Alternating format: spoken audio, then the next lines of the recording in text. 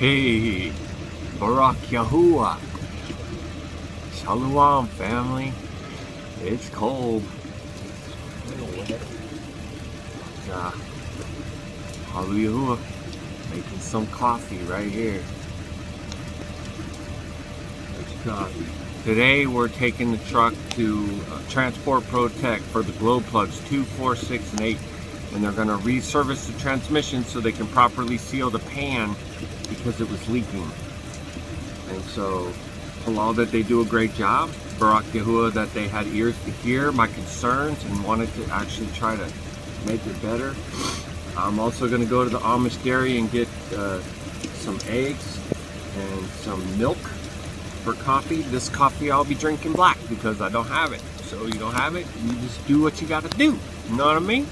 But it's still, I'm still able to receive it with great thanks unto Yahuah. It's still quite delicious, and I still have some of this here monk fruit. I believe that it's okay to have that, as far as I know. I'm gonna go get in the truck and warm up while this is brewing,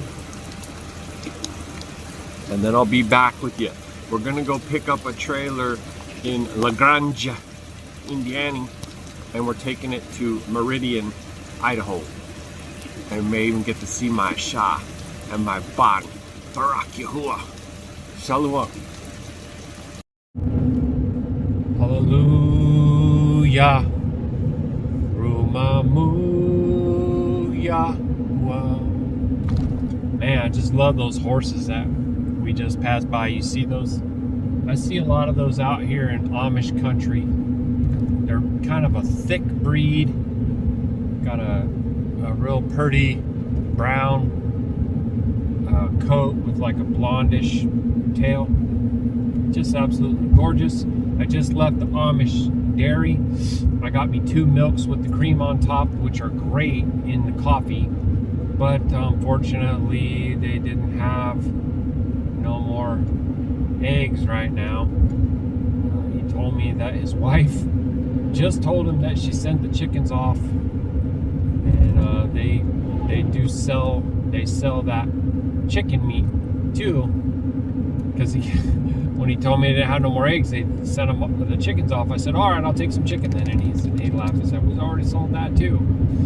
But I guess they do that every year or so, and then they get some more. So he said, try back in a couple weeks and we may have some more. All the eggs I got are for us for right now. So I said, okay, no problem. Thanks you so much. Spent a long time at Transport Protect, but you know, as always, like, they really did want to stand behind their work. They did the glow plugs. All my check engine lights are off right now. So may that be Barakat and strong in Yahusha's name for Yahuwah's chariot to keep out here running and running and running. There goes a horse-drawn carriage right there.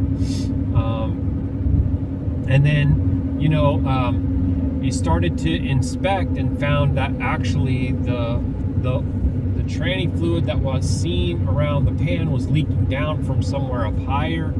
He said there's 2 covers that are sealed, and he believes that it's coming out of there and seeping down. So he cleaned everything off, and then he test drove it, and he couldn't get it to come back down, but he could see, you know, where there was some grime and dirt up higher on the side. So he brought me out there, go up underneath there, touching everything with my fingers, using a flashlight, trying to find it, and it's like we're not really able to reproduce it.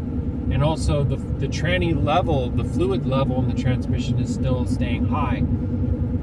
So he's like, if you want, you know, I'll drive it some more and try. And I said, I'm already here, please do. And so he did, and he still couldn't recreate it. And it's clean up under there. I went up under there, and it does look great. So I don't know, man. I'm just halal to the Father that everything's okay with the tranny. I'll be watching really, really close all things to do with leaks. Go up underneath there with the flashlight and look around. And just, you know, if I need to start adding some to it and whatever, then I don't want them to drop the pan and do the gasket and all that if it's not really necessary. And I can understand where they're coming from. And they even said they'll stand by it, they'll honor it. Like if I see something and I go back, then they'll do it. But everything seems to be great with the Chariot for now. They do want to charge $100 for the differentials. I'm thinking about trying to tackle that on my own. It's a little intimidating, especially having never really actually done it. But it didn't seem like it's that complicated. There's a plug that you pull out, and then you put a tube with a suction thing in there, and you draw out all the stinky, nasty gear oil, and then you put the replacement in there. I don't know how much, but like Matayahu said, you can Google that. So we'll see. It's not like I'm going to get to go home and spend a few days and just get up in the grass and I don't know. I may end up having to just have them do that, but they do charge $100 an axle, which kind of sucks. But so anyway, I'm about 5 minutes away from the yard, gonna pick up the trailer. Now I did do a little Google on 36-foot timber wolf, and it looks like it's a park model. It looks like it's a big old brick of a thing. I'm not too well pleased about that, but I am very thanks-filled that I'm able to get a trailer that's paying around $3,000. I don't know how much of that's going to be for fuel now. Maybe I'll have to spend $1,200 or $1,400 to get there and back for my next load, which does kind of suck. But also, I'm excited to see my Shah and my Ban be able to spend a night together, and that is very, very favorable, very, very worth it, as opposed to going anywhere down south for $1,800 or something and not even being able to see them at all. So I'm excited, optimistic, stay positive and all these things. I figured I'd maybe keep the camera on just a little bit and see how it looks like when we get over to the yard. It's only 1.5 miles away, but it's see how it has you like cut through little neighborhoods and stuff. So this is I guess you might call it LaGrange, but maybe they say LaGrange. I don't know. I wouldn't even know how to say that in Dutch. LaGrange. I don't know. But a lot of this area is very heavily populated with Amish. They're fun. They're kind guys. Asking me questions about my leg and trying to crack jokes about it. But ask, do you mind if I make a joke about that? And I said, no, I don't mind. I'm very used to it. Thank you for asking. And he says to the other guy something about how I was just a little concerned that my toe might get cold or something. I don't know. And they were laughing.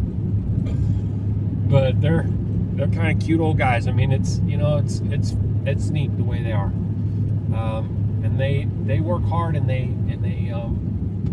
work right with creation. So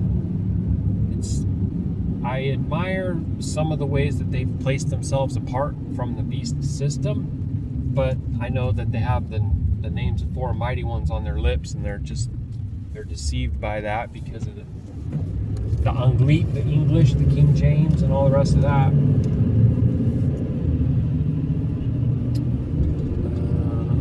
And who knows? Maybe I'll come back and next time, and I'll have some eggs. But at least I have a dozen now, and that'll get me through. But my Shah had asked me to get her 2 dozen, and I really, really wanted to. I'll tell you what, the yolk on these eggs is more orange than I can, than you're quote unquote used to or can recall, and the flavor just amazing. Last night I did make in the dark. I me up about 5 of these, and I left the yolks whole, and I just ate them whole, you know, kind of fried the egg and ate the yolks. They were just incredible, you guys, incredible. Okay, so I gotta go put in my code right here, just 1 second. Let me close that, get this.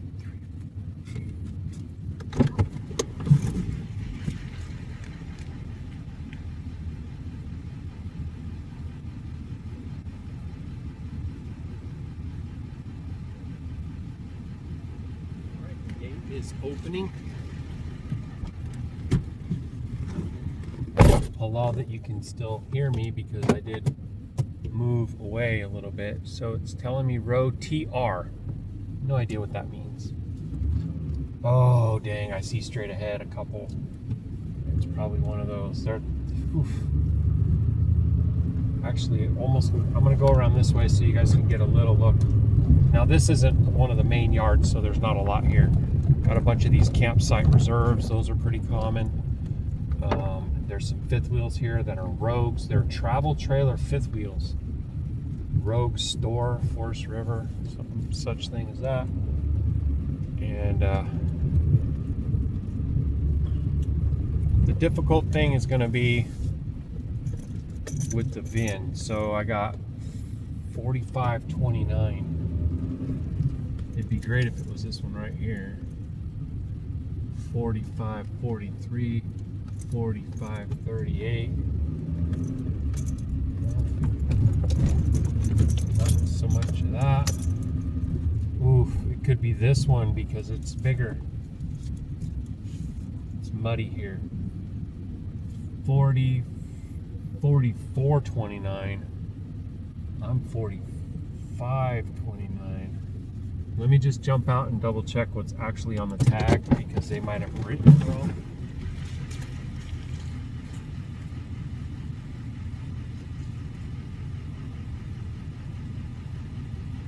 Oh, 4429, that one is. And I'm looking for a 4529.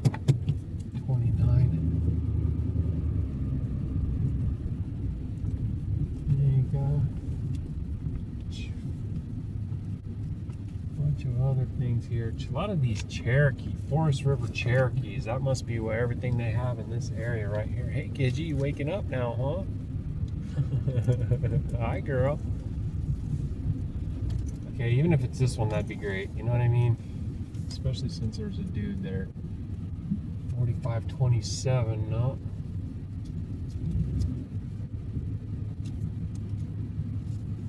Okay, stand by, guys. I'm just gonna jump out quick.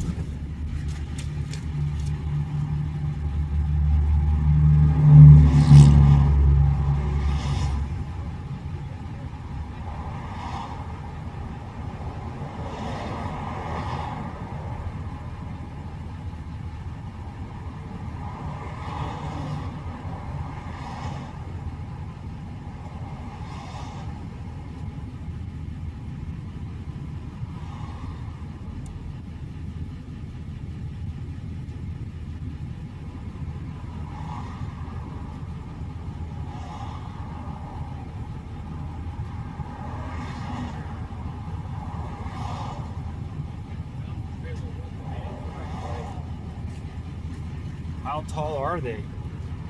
Because that thing is really tall. All right, so anyway, I'm gonna actually kind of come around him just so you can see, because he's got, oh no, I'm not, he's already moving. He's got basically the same thing that I'm getting, so I was gonna let you see, but it is a 2 tall brick of a thing. I mean, wow.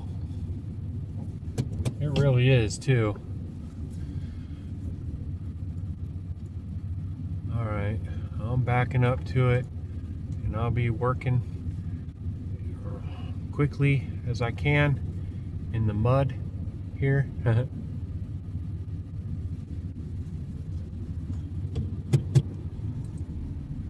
To get it all hitched up, and then I'll try to do, like, you know, some sort of a little walk around or what have you. It's a beast of a thing, that's for sure. Ooh. Yeah, and they don't even have it quite tall enough. Anyways, mashpaka, I'll be right back with you as soon as I can. Shalom. All right, guys. Well, let's pull all that. The truck hold up, because this thing here is a tall brick house. It's a brick boom, boom, house. This thing is mighty, mighty. Just letting it all hang out. So it's got this patio back here with a slider, which I had to climb up the stairs and go onto the deck in order to get the paperwork and lock the door. Hello, guys. Like, it's all mud through here. This whole yard is mud right now. Look at that. Muddy. Nasty. My shoes are trash. But anyways, Abigail's better not mind, because she's here to work, right? So just wanted to let you guys see 36-foot Timberwolf Forest River Cherokee loft. They call it mini loft. I don't want to take the mega loft, okay? I'll just take the mini one and we'll go with that. Baruk Yahuah. Let me see how did I get her level? Because we lowered the hitch. The truck's gonna squat some because the front end, the keys, which I think is the shocks, are cranked and maxed out. I don't know what's gonna happen with that. Truck's probably gonna need suspension work eventually, unless Yahusha come back soon for us, family, and I halal that he does. This MB system is crazy. Loco in la cabeza, Holmes. Shalom, family. I'll get back with you once we get out on the road.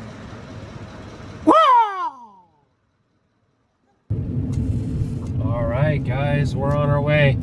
We have 585 miles that we're shooting for today. We'll see how that goes, because I got such a late start. I mean, oh my gosh, it's already 2:15 local time, so not even 10 hours and it's going to be midnight. And if I go beyond midnight, then I have to do stuff like, I guess it's not a big deal, I just haven't really done it before, where you like try to get the mileage in there, break it up, right? And I don't really know how that'll work when I go. I guess I would just add the early dawning hours at the end of my carryover to the new group of hours that I go beyond that. I don't really know. I try not to keep things confusing. I would have liked to have gotten an earlier jump, but this is how things go, and it's okay. I contacted my dispatcher for a yard exit in advance, so we'll see. Well, usually if I contact the dispatcher and ask him for it, it goes through without any issues, so that's why I chose to try and do that. And my little Gidgy girl, she's been so taub this whole time, patiently waiting because of all the mud and having to climb up onto the back patio. It just took me a little bit longer to get everything completed.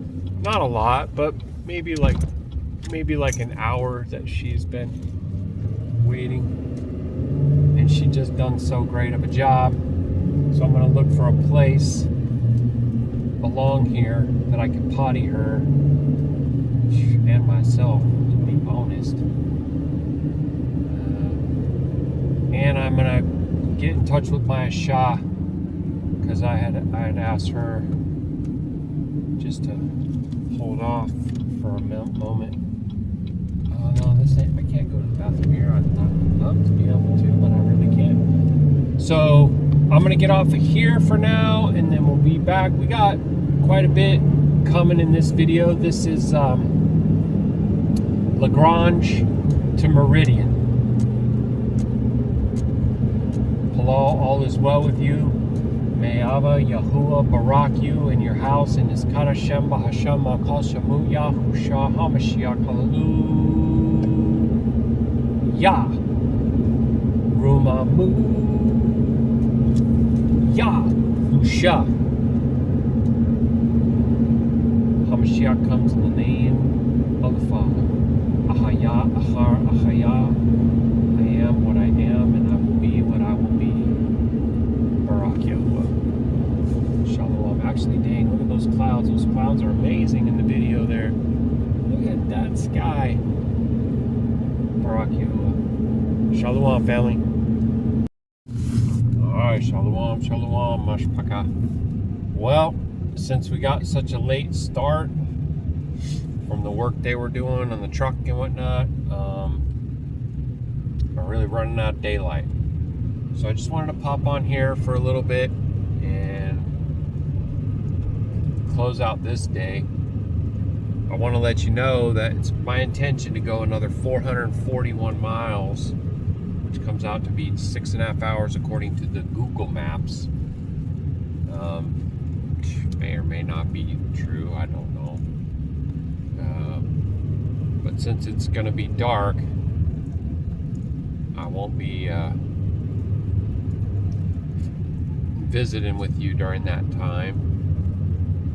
Let me see, my log is saying I have 7 hours and 20 minutes. So I have enough time on my log to make it. Obviously, it will flip. So it's 5 p.m. Actually, maybe I can make it by midnight.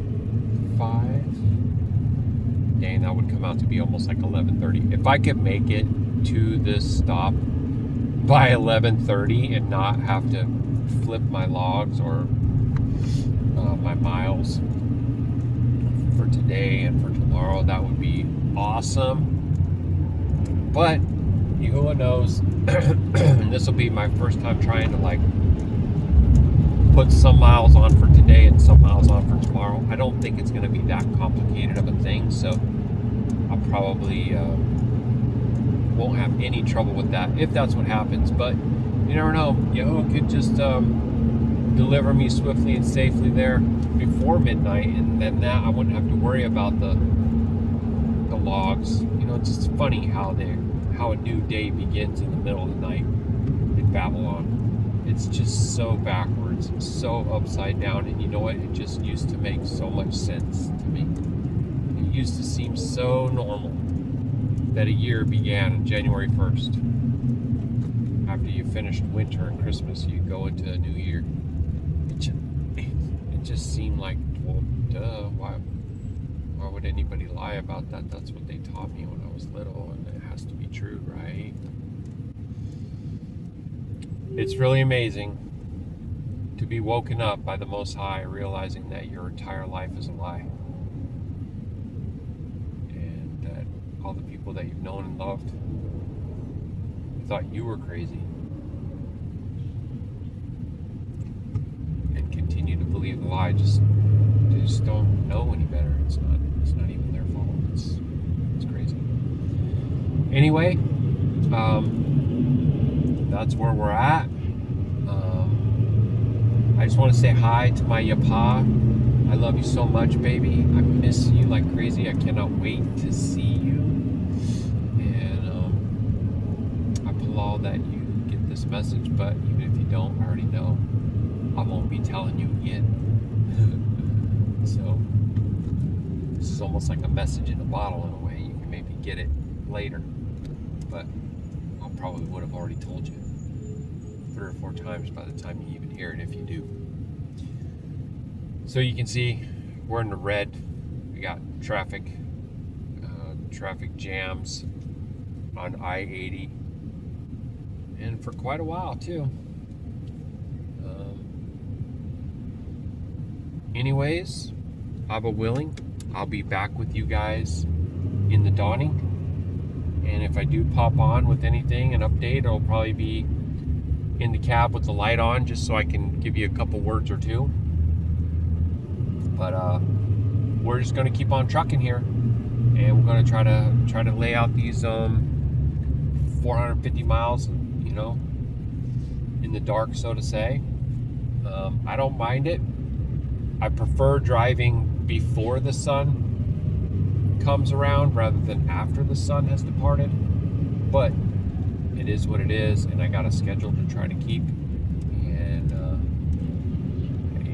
today I stopped for Gidgy to go potty and I to go potty, and it was the first time that I've remote started the truck in, I think it's probably been about 4 months, because the check engine light was on. I don't know if you guys remember, but it was coming off and on, and I thought it had to do with DEF and all that, and it did some of the times, but then it also became about the number 6 glow plug. And Doc, the mechanic at Transport Protect, was telling me that he had to put some stuff on it to loosen it up because he couldn't get it out, it wouldn't budge.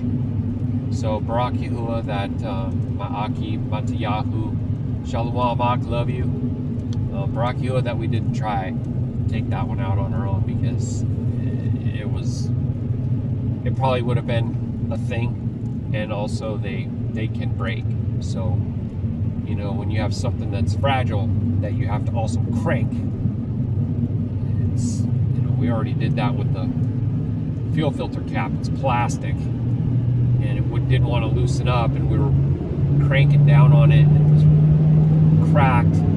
Started flexing. I was like, oh no, don't let this thing break on us.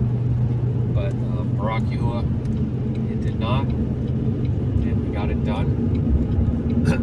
Anyways, much love, guys.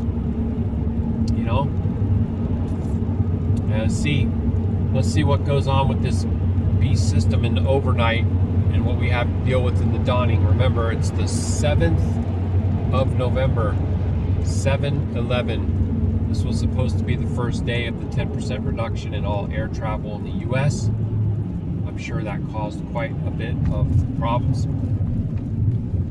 And, it is kind of amazing, too, when you consider that air traffic controllers is a federal position, a government position, but all of the airlines are corporate. So can you think of something else that's like that? I guess you can, right? Because highways are commercial. All these are commercial vehicles that we're passing right here. All these big trucks, and then the DOT, isn't that federal? Actually, is DOT shut down? Wait, the government shut down. Is DOT shut down? I'm only half jesting. I've been noticing that way stations and rest areas and stuff are shut down and closed across this country for a while, and I've been asking the question, how long has it been like that, guys? Did you know? Do you know why? Is this go all the way back to 2020? Is this something that happened during COVID and it just has been like this ever since? Let me know in the comments if you know.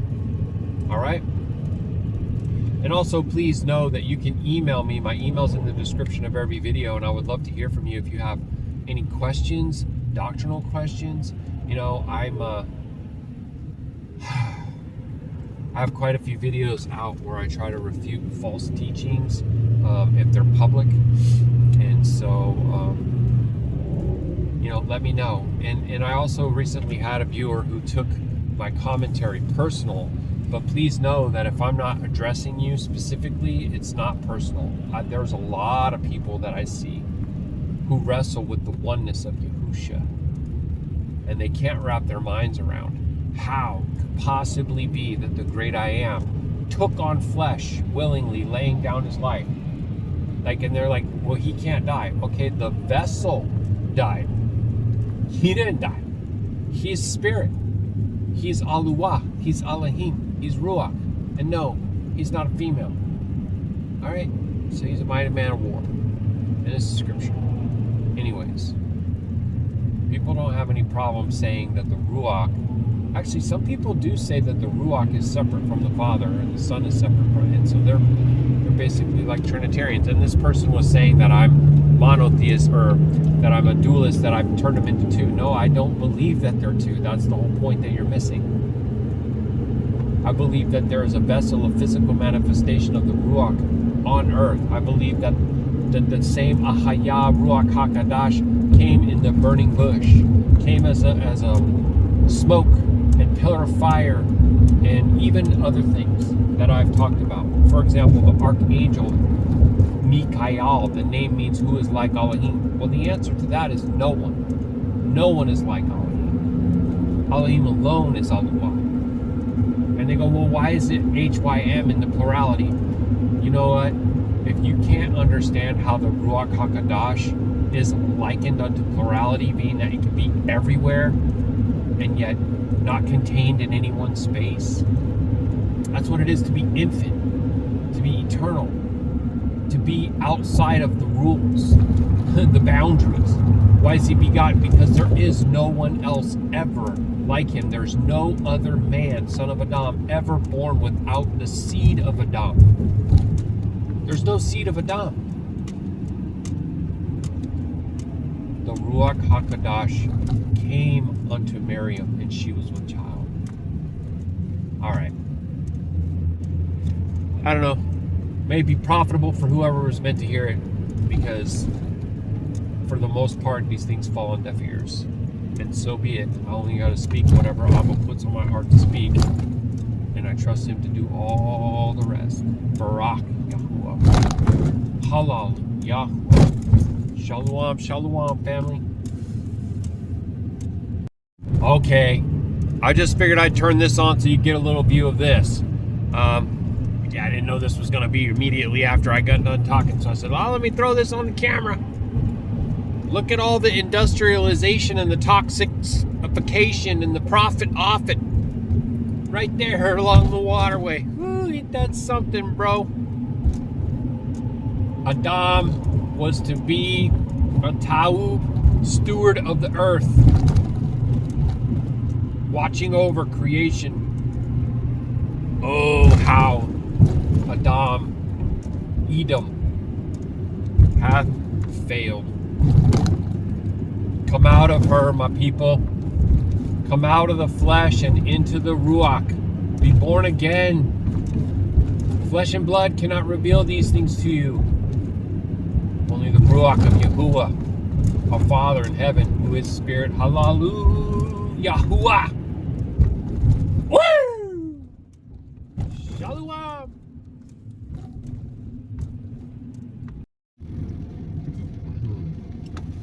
Shalom, family. I ended up having to stop in Altoona. What a funny name. I just, I got so tired I couldn't keep going. Got such a late start. But anyway, today is day 2, right? It's Saturday, November 8th. I have plugged in here fuel stop 4 hours away. Just to top off, but I've already got, I'm filled now, so I don't know how that's going to work. That's only 300 miles. But it'll also give me a chance to get another coffee, and it just started raining. I had to reconnect that air.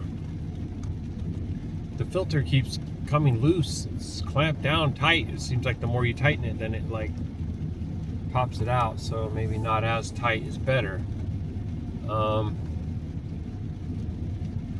Gidgie's doing great. I just fed her. She had some salmon mixed with Mama's homemade ground turkey and rice, and she had an okay amount considering how early it is. She mostly just wants to sleep right now.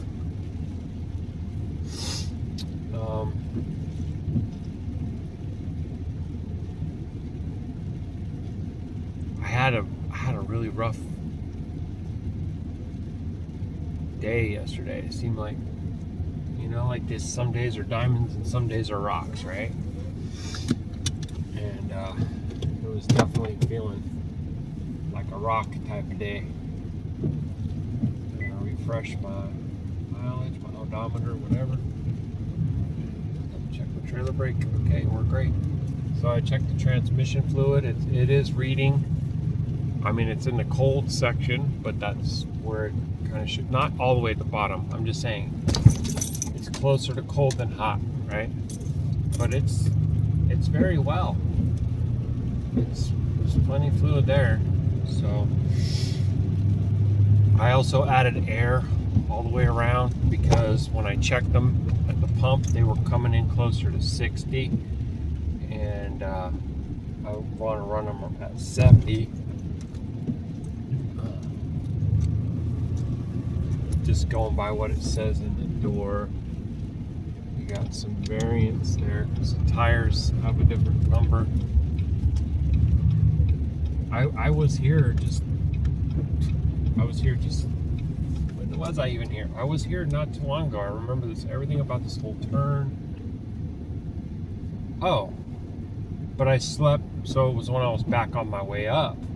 I spent the night here. No, I stopped only for a potty break. That's what it was. So good you could go potty.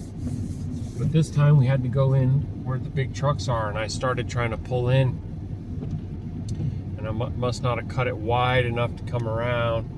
So I was going to clip the front end of this truck, and I couldn't go anymore. Like my truck was going to hit that truck, and my trailer was going to hit that truck. And so I was like, dang it. So I had to back out. And then I had to go down and look for another spot and try again. And I got it the second time. I think it's just because I had gotten so flustered. I'm so flustered. It's, there's all the stresses of the money, the truck, this trailer. I'm going 60 on a flat road and getting 6.2 yesterday. That was happening to me for hours, 480 miles and 6.2 miles per gallon. That's trash. It's just such trash. And I'm trying to do this to make money, y'all. What the heck, man? I am not doing this because it's just like a vacation. This is crazy. Like, did you come up here with me? So I heard her just do her little shake. Come on, baby. There you go. Come on up here with Daddy. We're going to work, honey. Going to work. We're getting a later start because we were out till dang near, midnight.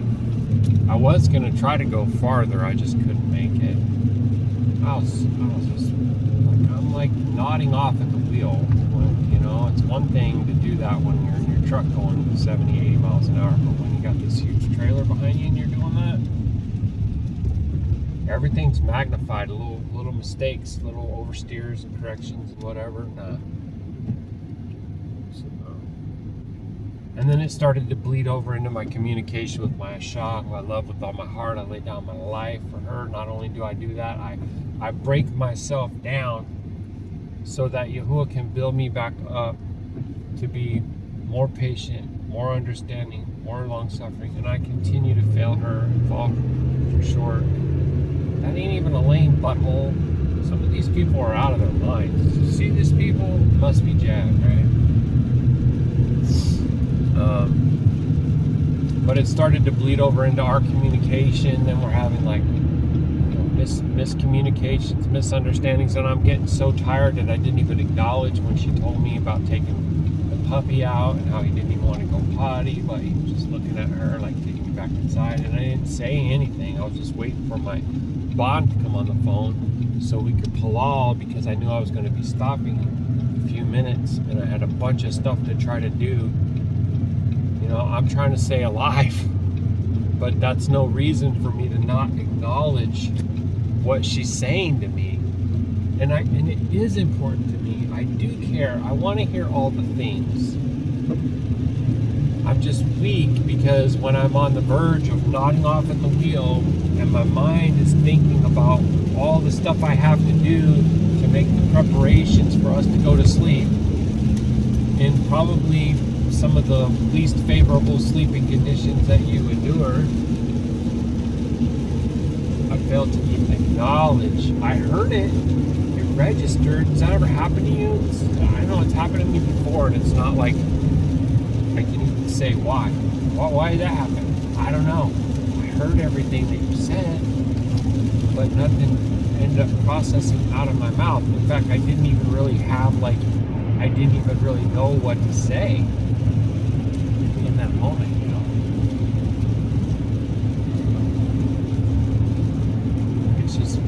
It's hard enough to always be gone and hear about things that you can't really deal with, like stuff with big dog tiger, for example, or all the stuff to do with money, and while I'm trying to figure out how to like stay safe, stay alive. Excuse me. You're so cute. She's just staring up at me. She's so cute. Anyway, my heart's breaking and broken all over the place about it. So,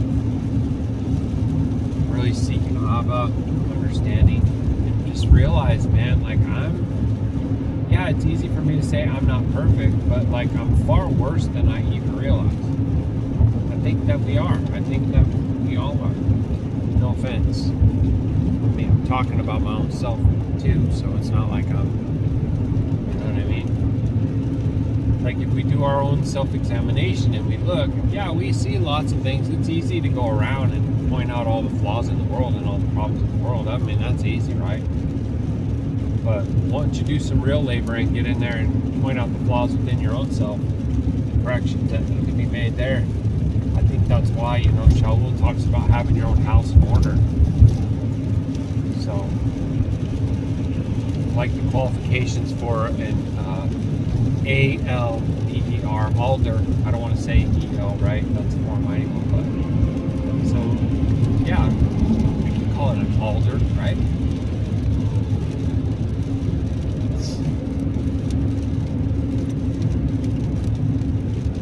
You know, the husband of one wife, sober-minded, self-controlled, training up children in the way that they shall go. So you should see fruits from that. I get so excited when I got to hear my bond halal from my ak, and I just about was weeping, man. It was so yapa. It was so filled with beauty to hear him doing those things, and I know he looks up to him in a really great way. You know?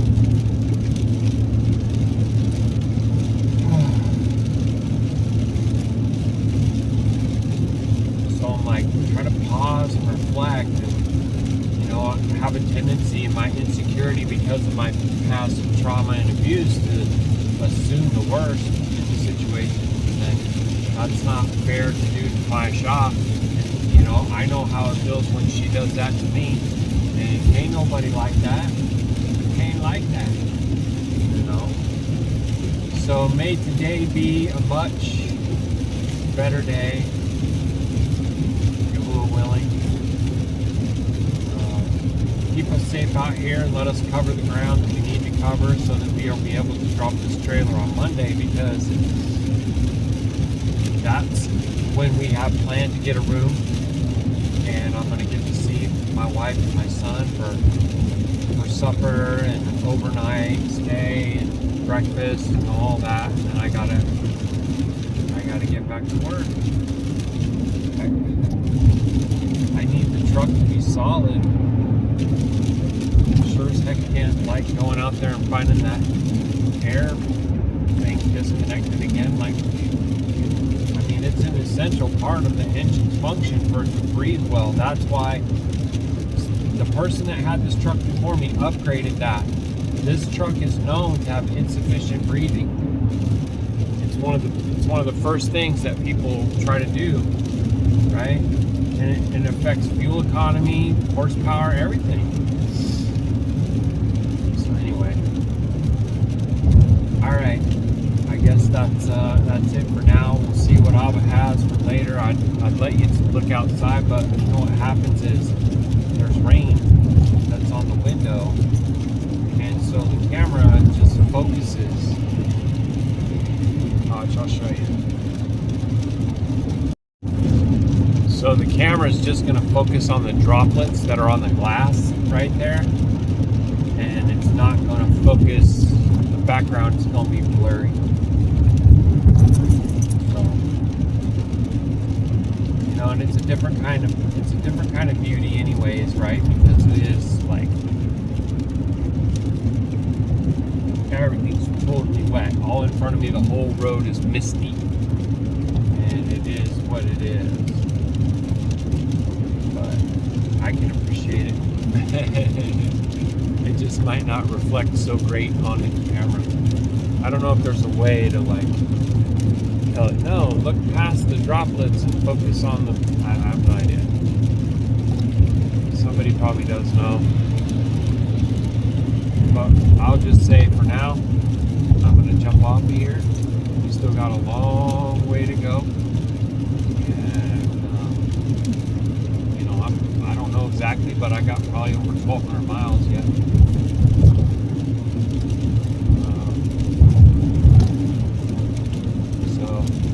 May Yahuwah barak you. Please do examine yourself and your relationships and see, what can we do to be better? Husbands, fathers, wives, mothers, brothers, sisters.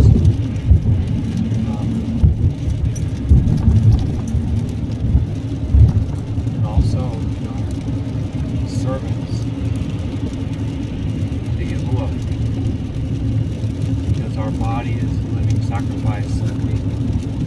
When a person lays down their pride or their ego and truly in humility says, I am sorry, like I'm going to wait probably 3 hours to talk to my shop, maybe more, and I want to apologize.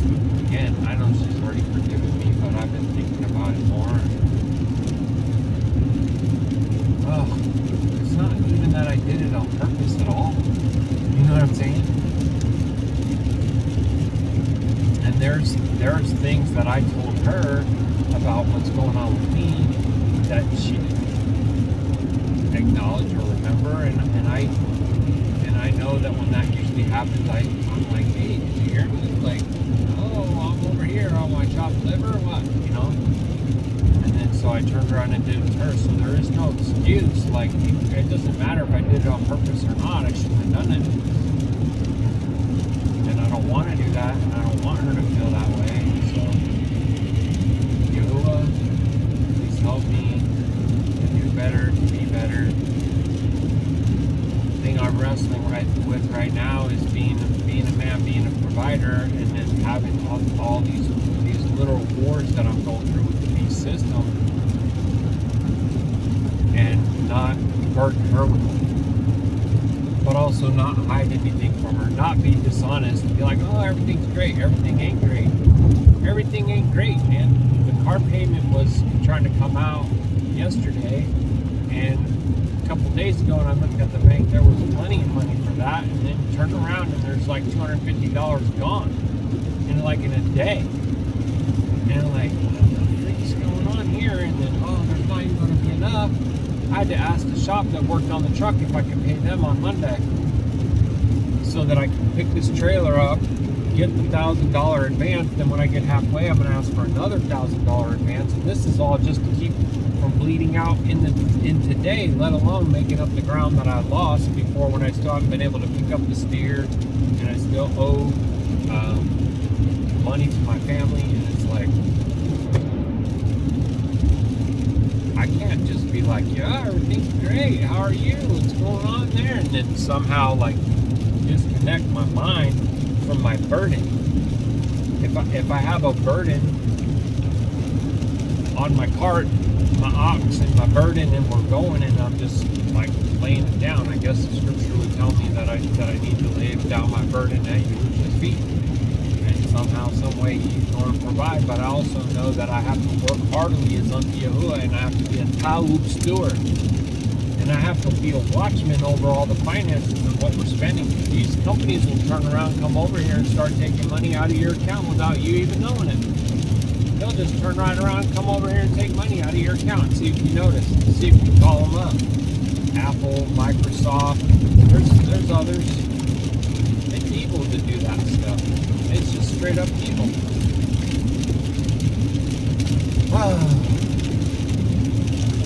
That's why I'm so filled with thanks that Yahusha's going to come and deal with it all in vengeance. And I just want to say, because someone recently told me that I'm turning Elohim into two people. No, it's actually the complete, that's literally what y'all are doing. It's the complete opposite. I'm saying the name Yahuwah means the great I am is the creator, and the name Yahusha means the great I am is the deliverer. So it's one, the great I am. Ahaya, Ahar, Ahaya. I say these things over and over and over, and then I got somebody literally coming at me saying that I'm using two names and I'm turning it into... Look, do you not know, have you not read that he will have another name written upon him that no one else knows but himself? He has multiple names. King of Kings, right? Adonai of Adonim, the Ancient of Days, the Great I Am, the Prince of Shalom, the King of Righteousness, Malak Sadak. I mean, I don't know. People come at me and they make these reputations in the flesh, and I'm trying to show you things in the spirit. And at some point,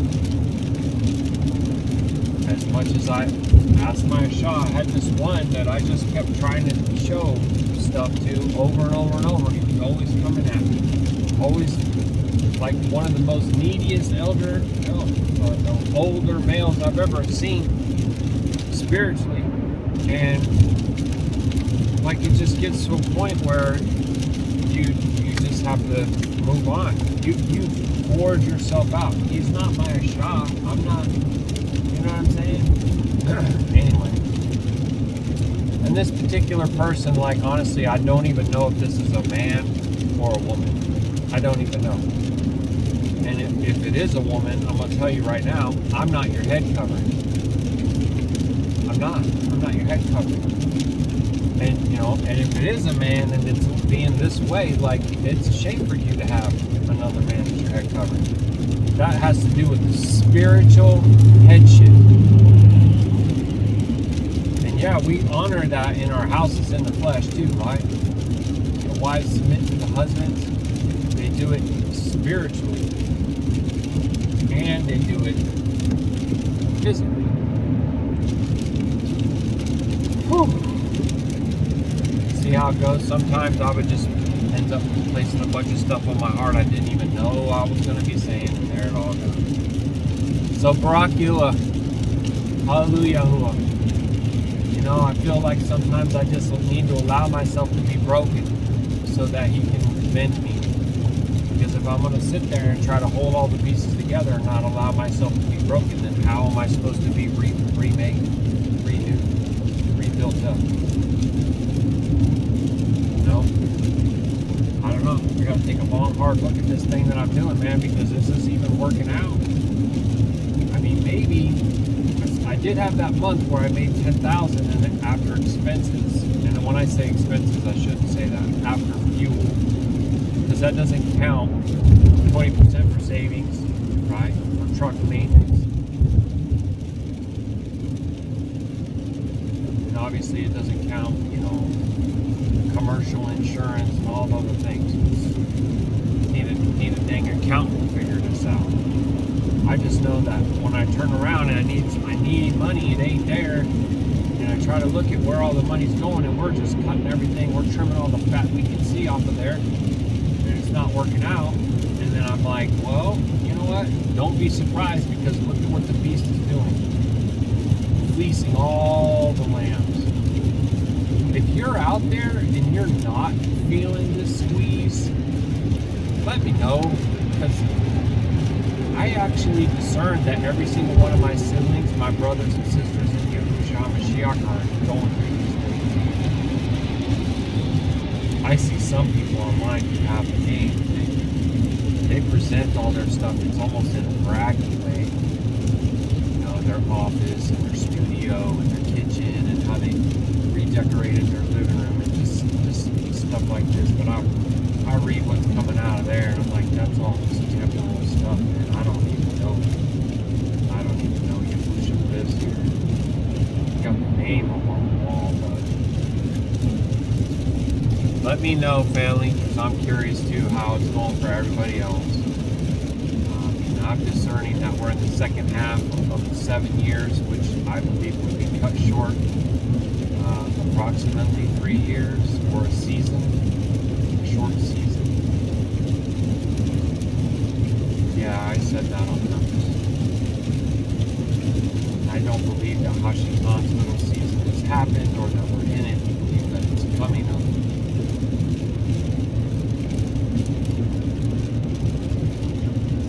Excuse me. Only who knows. I hear a lot of people talk about it in a very, very, very, very confident way, and they have X, Y, and Z wrong for the foundation of their argument. And it's like, okay, well, we got time for that. Anyways, Shalom, Shalom, family. Baruk Atah, favor from on high, and Ahaba, much love from Yahuah. In Yahusha's name. Amen. Shalom, Shalom, Mashpaka. All the rain stopped, and we started getting some pretty strong winds. Looks like something low to mid-20s sustained. Even north Platte, 29 miles per hour, which is it's not too far from here actually. But it's supposed to be stopping, well, within the hour. So I've just been taking it easy. This is a very large trailer, and it does blow quite a bit with crosswinds. And I got a vent here. What happened earlier, it's just absolutely pathetic. Should not happen. Not the first time. So, as I always continue to check my mirrors, I looked over in my mirror and I saw a piece of the paneling that runs along the bottom of the side, the driver's side of the trailer, was not just like loose, it had like gotten bent by the wind. And I don't mean just crosswinds, probably just also driving. So it was sticking out pretty far, and I could see insulation, like pink insulation. So I stopped immediately. I took pictures and I reported it to Wave. What I found was probably about 5 screws that were not doing anything. They put them through the thin little metal.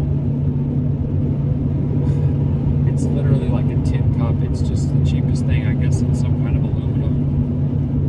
You know, it's really thin. And it never even hit any wood underneath.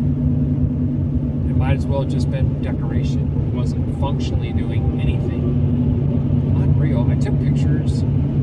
Also, there was a couple where the screw was into wood, but because of the other weak links, it put so much pressure on that thin metal that it cracked it. So the screw was still in the thin metal and attached to the wood, but the rest of the panel detached from that section. I'm telling you guys, it's the worst. It is just unexcusable stuff that goes on. So I pulled the screws out that were in nothing, and I forced them in by hand with a manual screwdriver into the sections that had wood, and then I duct taped the top of that piece all the way down about 10, 12 feet. It's holding, but I can't like it. So I was going kind of slow anyways before I got into these like crosswinds. I already was babying everything because I don't want it to come loose again, and I have a long way to go. I'm in Nebraska. I got to go through Colorado into Utah and then up into Idaho. It's Saturday, and I got the rest of today plus Sunday plus a few hours on Monday. So babying it to the next exit with the flashers on, going like about 48, 47. Another RV transporter comes up alongside me, rolls down the window and says, "Your back door is open." Now, I pull over immediately, but I'm thinking, I locked that. Like, I had to go into that back sliding glass door to get the paperwork. I unstrapped the stairs, put the stairs down, went inside, even though I didn't want to because the lot is all mud. And I don't want, I don't want any mud getting inside. Also, I think you might remember me telling you that I had to stop one night and go inside and turn lights off because they left lights on. This kind of stuff is shady, man. Like, seriously, people aren't paying attention to details. There's no quality in the craftsmanship and in the delivery. You can't leave lights on inside the trailer. What? When we hook up our batteries, our breakaway batteries that we need for the emergency brake, it's gonna drain it. It's crazy, bro. So I went in there and turned those lights off the other night, re-secured the stubs, everything else, and I locked the door. And keep in mind too, it's a sliding glass door, so you turn the key and it has this little piece of metal that kind of like clips onto the outside of the frame. It's not an internal lock like with a tooth. It's just a little flap that closes over the edge. Anybody can jimmy it. Because the whole thing is a massive box, and when it sways and tips, then all the doors come out a square. So just by driving down the road, your sliding glass door could come open. Like if I owned this trailer, and I had anything in there that could have come out, think about that. It's horrible.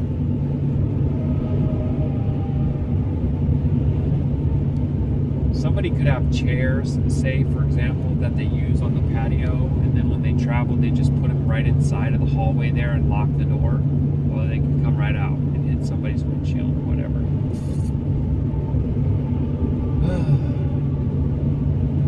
So I continued on to a truck stop, and I went. They were kind enough to give me some more screws and a hammer. I put a few more in. Now I can guarantee you that right now it's more solid than it was the day it left the factory. And I'm going to fill out the paperwork to do a claim. And they better not blame me for that. That's nonsense. You can clearly see that they put screws in that never went into any meat, any wood, nothing. And then there's other parts. Okay, there's a strap that goes across the bottom. I got it right here in the cab of the truck with me. First of all, it's the cheapest little 1.5 inch aluminum. Like, it's crazy. It's supposed to fasten the bottom part to the underneath frame and keep it from coming loose. Well, it split. It just split. It's still screwed to the frame, but it doesn't do any good when the fastening beam part just breaks because it's not sufficient materials. It's not sufficient at all. And the thing is, the trailer, like, it looks sharp, but you can just go around and inspect the bolts, the screws, and find things like that all over. I see screws on the deck that are crooked. They weren't even drilled in, or they weren't even fastened straight. They're just crooked. Anyway, I am very frustrated by it. Extremely unsafe. And, not to mention, so I'm getting 5.5 miles to the gallon after going 380 miles today. Yesterday I got 6.2. So I'd say I'm getting 6. And I'm going 54. Just to be safe. The crosswinds have, thanks Yahuah, died down quite a bit. And as we move into the 5 o'clock hour and 6 o'clock, it's just all green, so it's just going to go completely down. But I just wanted to let you guys know that happened to me on I-80, and I had to pull over, and everybody's going by, and they're not even scooching over. They're just going by like, dude, come on, what are you doing? Go! I mean, within a few feet of me, right? And you could just feel the and then the trailer swing. And I'm over there trying to force those screws in with a Phillips handheld screwdriver. But I did because Yahuah helped me. And Yahuah has been keeping me safe despite all this insanity out here. These people slap these trailers together just to get them out, push them out the door, and they're just not, they don't make them like they used to. I know you've heard it before, but I'm telling you the truth. Anyways, Shalom, may Abba deliver me to our rest area destination swiftly and safely with no more of that kind of stuff going on. Gosh, thinking back now, I've already had half a dozen. I've had more. I've had the front jack thing drop on its own while in transit. I've had blowouts, which, that happens, but it was on a used trailer that had horrible tires, and if you're going to sell an auction trailer, at least put new tires on it when they're old. Come on.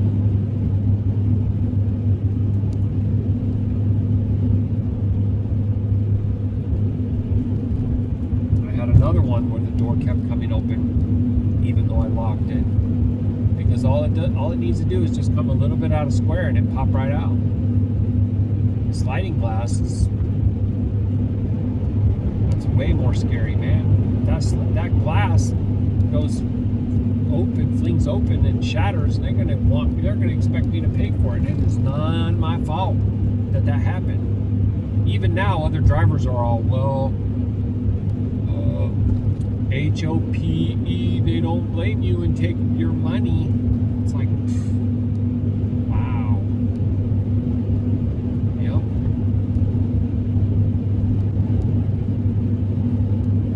I guess I would say if you're in the market for one, pay very close attention to the materials that are used. Don't just look at it. Don't just look at the colors and the little features that they put on the pamphlet and stuff like that. Look at the bones of the thing. Be wise. All right. Much love, family. Please pull off for me out here, and let me know how I can pull off for you. I'll be honored to. Baruk Atah Yahuah in Yahusha's name. Shalom. All right, family. Well, I figure I better come on here and say that's it for day 2 before we run out of daylight again. All my travel hours are getting pushed back because of late start at the mechanics yesterday, and then roadside emergency repairs today. I was like, yeah, that's should be almost like financial compensation for that. Your hazard pay and fixing the trailer just so it can get the rest of the way instead of taking it to some or calling out some kind of road ranger person to come and do them, charge a ton of money. And but anyway, I'm at on the map it says Ogallala, something like this. And I did put in a fuel pilot that was 2 hours away. It's called Hudson, Colorado. 2 hours. Even though on my log I have 4, I just don't know. I don't want to get in a situation like last night where I was trying to press, and I drank an extra large coffee to try and help me, and then next thing I know I was feeling myself get really fatigued at the wheel, and feeling pretty tweaky. So like I didn't go into the third coffee today because of that. I'm just gonna stick with the 2. And I never got a chance to whip out the grill and cook. I'm constantly feeling behind the 8 ball here. And then now my Yapa Asha, I love you, baby. She's giving me more updates from home that our new freezer is doing what it did that one time where it gets solid ice. But because there's hardly meat, it's really low this time. Last time it was a lot of meat, so it was completely filled up. I don't know. I think it's basically like a leaky gasket and a lot of moisture in the air, but I don't know for sure. And then the old one does it too, but not as much. And it just accumulates kind of like an ice, like a waterfall of ice on the sidewall. And I'm usually there and I chip down all the ice, and then I wipe the gaskets and make sure that the seal is as best as we can get it, you know. And it's a thing, like if you don't do it every time you get into the freezer, you'll come back and be surprised at what happened. Shouldn't be like that. That's how it is like. And I guess, you know, a lot of people have those inside their house, so it's not the same effect. But anyway, I gotta put an end here to day 2. The sun is traveled on, and remember, the sun goes in a circuit. The earth is stationary, fixed, placed upon pillars. It does not move. The earth does not move. The sun moves, the moon and the stars move, and they go around the top in the sky, kind of like the rings on a record, or the lanes of a track, a marathon track. It's kind of how the sun works. The sun goes through different gates. Anyways, I talk about this in other videos to do with the calendar, and the book of Chanukah teaches us this very clearly as well. But yeah, I was halaling for a much better day, and I would say that Abba still continued to keep me safe. He still continued to give me the strength to fight, to persevere, to endure, and may He also do the same for my Asha, who is doing a lot right now.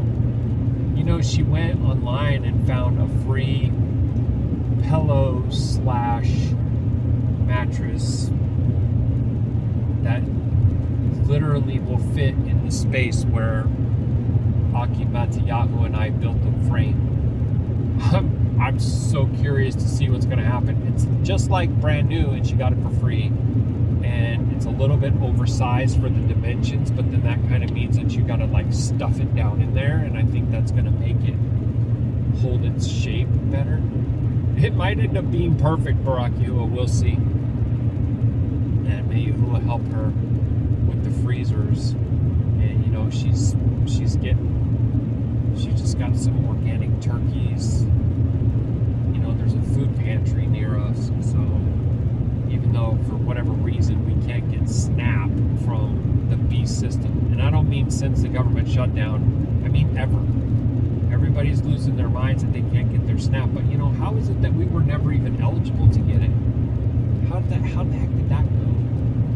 We have multiple disabled people in our house, and we're single income, and we're below the poverty level, and that B system ain't over there trying to help us out, man. I'm gonna burn it down. I'm finna come with his vengeance, and this whole thing gonna be destroyed, and I can't wait. Because everything should be so much better than it is, and it will be better beyond my wildest dreams, Baruk Atah Yahuah. And you know, some people don't realize this, But in the new heavens and the new earth, there will be babies born. Yep. And the females will not have birthing pains. Hallelujah. And we will be training up the child in the way that they shall go, that they may not depart from it. And that's why the kings and priests have roles to play in the new kingdom. It's not just some superficial honorary title, it's an actual role, an actual get your hands dirty, be a king, be a priest. Baruk Atah. Hallelujah. Please come out of all the deceptions of religion and Christianity. These people try to tell you things, and sometimes I hear arguments from folks because they still got that poo-poo on their shoe. And I mean, let's face it, we came out of it, but we still got a little bit of it, a little remnant of it left. We need to come completely out. Baruk Atah. Hallelujah. Rumamu Yahweh. Hallelujah. Rumamu Yahusha. Shalom, Shalom, Mashpaka.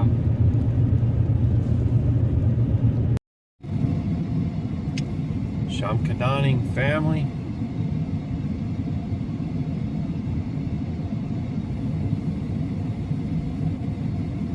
Sorry, 1 second. Alright, sorry about that. I was explaining to a fellow driver what happened. I did my walk around and saw that my rear license plate was not there, and that the holder, the plastic that you zip tie it to, was just snapped off. I mean, it's either a very cheap plastic that just cracked and the tag went flying off, or somebody broke it off, you know? It's hard to say. I mean, people say, oh, don't park where the big rigs park, but where the heck am I supposed to park sometimes? You know what I'm saying? Anyway, I don't think it was one of them, but some people say that sometimes. So this was the Wood River Pilot. It comes up in the log as Hudson, which is actually, that's interesting. I need to fix that, because it was saying Keensburg when I went off duty last night, and now when I started everything today, it changed it. So hang on 1 second, because I want to make sure I do this before if I forget, then they're like, well, how did you go to sleep in Keensburg and then start your day in Hudson? It's literally that pathetic. But I didn't. That's just what the thing auto-populated it as, you know. I went to sleep and woke up in the same dang old place. So, whether you call it Hudson, Colorado, or whether you call it Keensburg, it's Colorado. And I'm going to go right back up here, jumping on 76. I'm taking 76 west. I make my way down around, just staying out of Wyoming.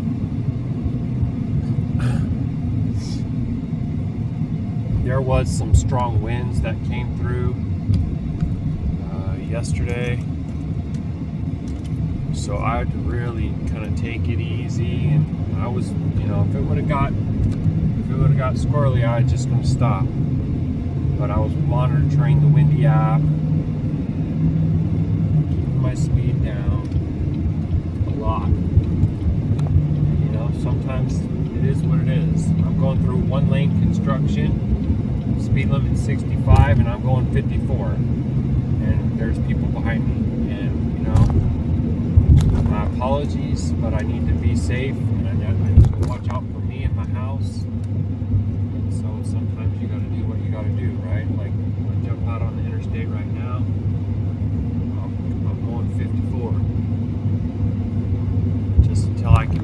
sure that things are okie dokie. Been having problems with this trailer. You know, I can't like that. I wish that I could take the time and just kind of like film and document what's going on. Jump out and get a video of that. I can't. That can't be my priority when I'm basically like doing emergency repairs on the side of the interstate. Everybody blowing by. I'm like, I want to do this really quick so I don't have to take down my camping bin and pull out my triangles and do all this, because I'm just going to be here for just a couple of minutes. It would take me longer probably to get them pulled out and put into place. But anyway, all the fuel fluids are topped off. I'm still learning so much. Like, if I check that oil when the truck is warm enough, then it'll say there's nothing because it's pumping around through the engine, right? So then I turn the engine off when I get my fuel, and I go to check it before leaving, and it's like way up. Take it out, wipe it off, put it back in, it's registering high. Take it out, wipe it off, put it back in, it's registering high. And pretty black, considering we just changed it. I mean, why is it like that? Was there a lot of dirt in there? Like, you took out the old oil and put new oil in and it just got dirty really fast? I don't know. I got so much stuff to learn, you guys. It's crazy. I'm checking my transmission while the truck is hot, checking it, and it's showing like above the hot. Wiping it off, like, what's going on? It's also really difficult to read that dipstick. You got to get the light just right on that cold and hot thing. So I took it out. I couldn't find it where it's cold and hot, so I was like, just kind of touch it with my finger and feel where the oil starts, and it's way up. It wasn't way up. It can't add to itself. And all I can figure is, you're pretty lousy at that. You know, I'm trying.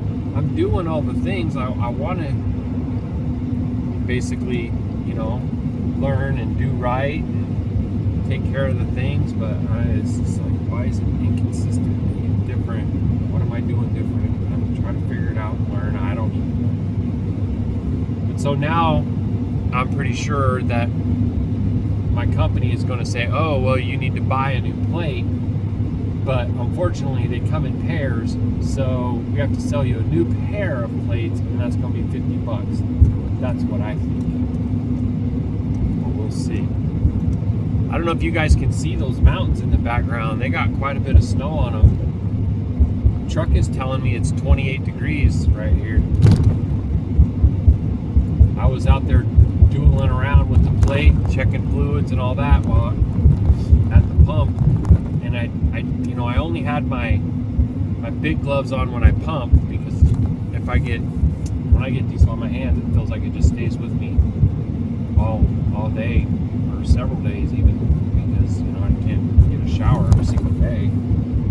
So wash them, whatever. So I put these big gloves on when I'm dealing with the pump. I kind of don't like having gloves on at all ever, because I like to be able to feel what I'm doing, but it's so cold, right? But I didn't have any gloves on while I did the license plate, checked the fluids and all those things. And when I got in the truck, my fingertips, especially my thumbs, they were like, felt hard and were like kind of purplish. So I just started the truck, put the heater on, and I'm fine. Everything's fine. It's just funny. Like, I got these gloves that they have like little rubber palms on them, and I hate working with them because it sticks to everything. But I'll figure it out, man. Well, I'll get the kind of glove that I use for this, and I'll get the kind of glove that I use for that. It'll be, the gloves I have right here in the truck.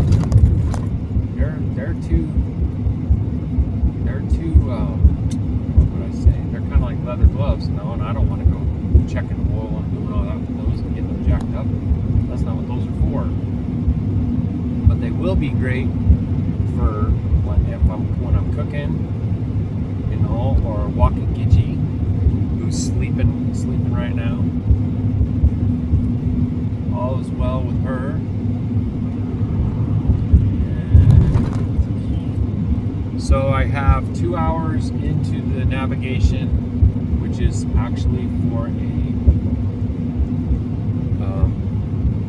where I was going to try to get to last night, but couldn't make it. So I told myself, I'm just going to get up, get straight around, get coffee, get on the road, and get to that spot. And then I'll make us something to eat. Gidgee still has some food. She's got salmon mixed with ground beef and rice, stuff that her mama made her.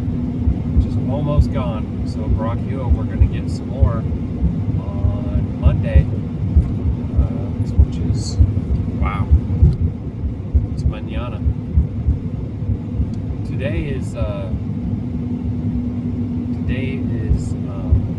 November 9th. In some countries they will write that as 9/11/25. But either way, the enemy's always mirroring dates and doing stupid stuff. That's why people get so caught up in all the gematria and all that, because the enemy is all caught up in it. You know what I mean? So we'll see. I also feel that there's significance to the date of 11/11 coming up. I made a video about it several years ago, but it's kind of been the thing to where my discernment is a couple years ahead. That's a real thing. That's my shop. And like in 2020, when we sold the house and came and did the things, I was like, we have to get out of neighborhoods. We have to get away from people, because these people will eventually kill one another for a can of corn or a can of beans. They'll say, oh, I know you got gas here. I heard your generator last month. Why don't you just give us a little bit of gas for our generator? Well, I only have enough for me in my house. And they go away angry and come back and do something criminal, right? Sneaky like a serpent, creeping around like a snake, and then doing stuff, spilling blood just for food and warmth, whatnot. Well, that was 2020. It may not have necessarily gone to that level in 2020, but it will. And see, this is kind of like what I'm talking about. It's like, oh, you could have stayed and done that a little longer and not had to do what you're doing now, just like my last job.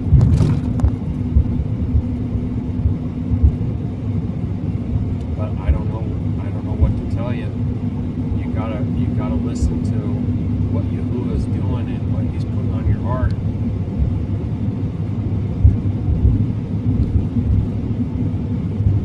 I kind of actually think that He called us out of Florida early, because I would have been stuck having to make a decision to do things to my body to be in agreement with them that I'm not willing to do, right?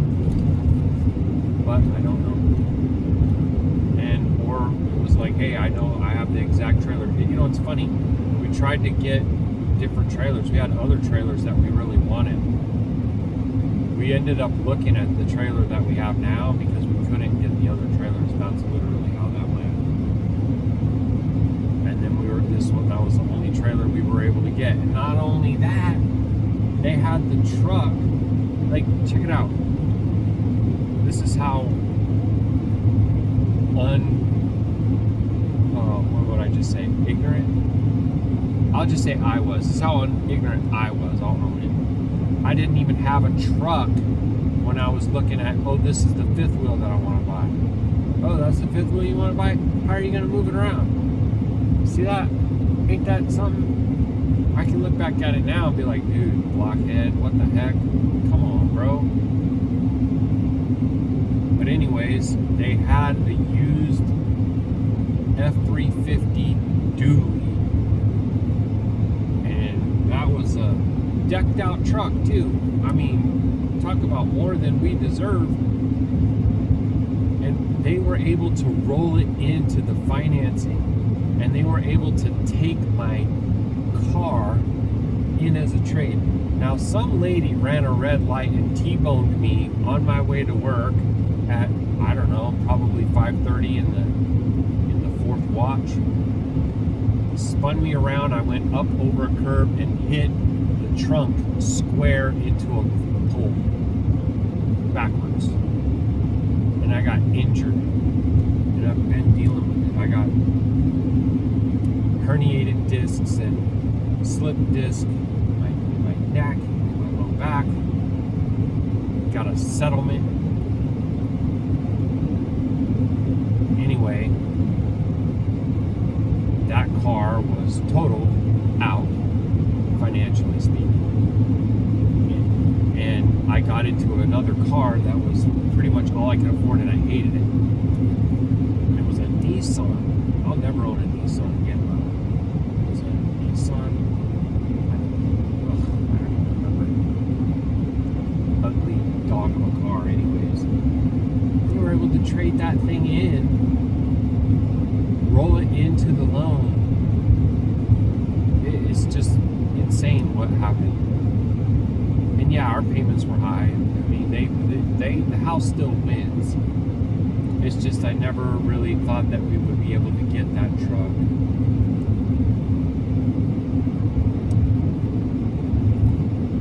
So maybe that's why Yahuah was stirring me up so much. And it's through my Yashar'Al. And now through my Yashar'Al again is a hard stirring to get out of Washington. And I think that's essentially necessary because it's going to be flooded. Look, man, if it's my time to go, I don't care if it's a fiery mountain, earthquake, flood, whatever. You know? But I want to try to be a wise steward. If Yahuah is letting you know that you need to go, then you need to listen. You know, it's just as simple as that. But it's not like I'm trying to lose my life by preserving my flesh. You know, I don't want to make it into an idol or nothing. Just try to be wise as a serpent, meek as a dove. Trust Yahuah, but also listen to what the Ruach is saying. So,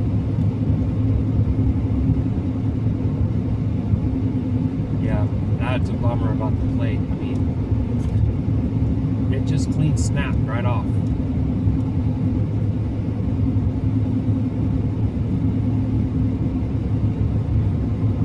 Actually, now it kind of makes me wonder too if that side panel coming detached caused a piece of anything to break off, which it could have caused one of these straps or something to break off, and then it went down underneath because that plate is on the same side, the driver's side, and it could have just traversed. It could have just gone right underneath the trailer and come out the back end and hit the plate and broke it right off.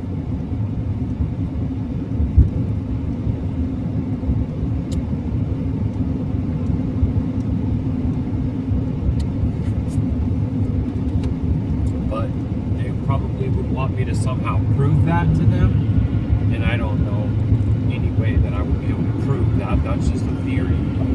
I didn't see it happen. I don't know what happened, but yesterday there was damage to the trailer secondary to poor manufacturing, where they put screws in that did not even go into any, they're not connecting to anything. So as you're driving, I mean, that would have happened to a customer. A customer would have bought this trailer, would have started taking it out. First day they would have had this problem, and boy, they would have been pissed. me being pissed don't mean much because I'm just a lowly little grunt working for the company, right?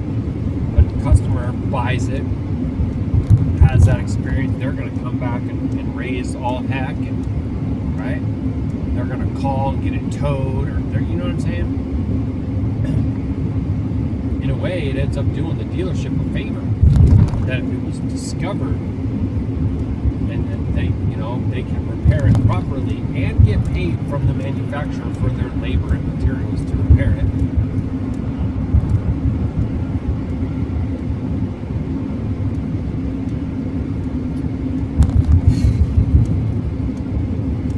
Yeah, so I don't even know if those mountains are showing up.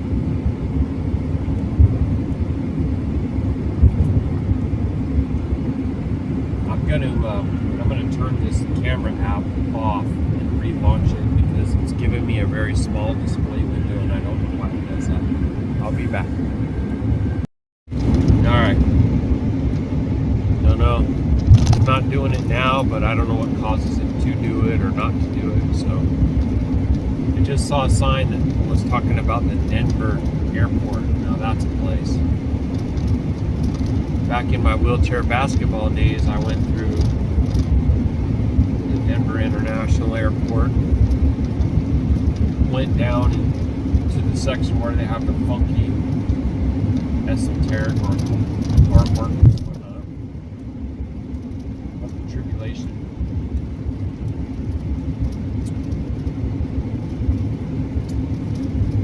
Whatever you want to call it, the New World Order, yada yada. There's also, there's supposedly this massive underground luggage moving project that they poured tons of money in from tax revenue because it was supposed to be world class and bring money to the state and whatever.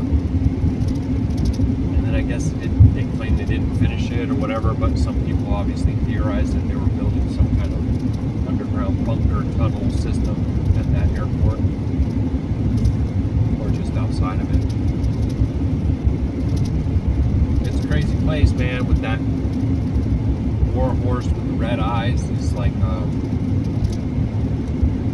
don't know if it's black or blue, or wait, maybe it's white. Whatever. Kind of funny, a lot of the stuff that we learned early on. And then we know it. So we don't continue to dig in on it, and you end up going and learning a lot of new stuff, and then you forget some of the details. But you remember the meat of the issue. You remember what they're up to, and it's just more. It's like another brick in the wall, just meaning that it's another proof to your overall belief system that they are in on it, they do all on it, it is all of them. Like, you can't just arrive there overnight. It takes time to build that up. So that's one of the pieces to it, that's for sure.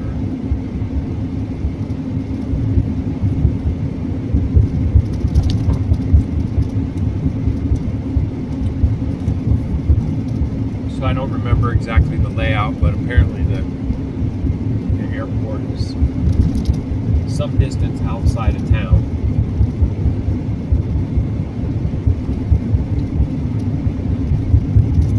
Their trailer's doing great at 60. I'm going to try to push this up a little bit more. Like I was telling my shot last night, that is probably the most sure part of the entire trailer. If anything's gonna, come loose or whatever, it could be any other part of this thing. The sliding door comes open while traveling, front being locked. And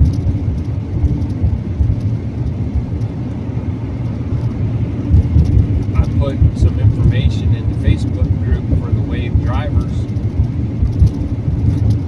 where we try to help each other. And one of the person was like, I will never deliver another timber wolf in my life. And I said, me neither. I kind of got tricked onto this one because I seen it as travel trailer, and they heard of these as park models, which is weird to me because those were always called destination trailers as far as I knew. You had fifth wheel trailers, travel trailers, and destination trailers.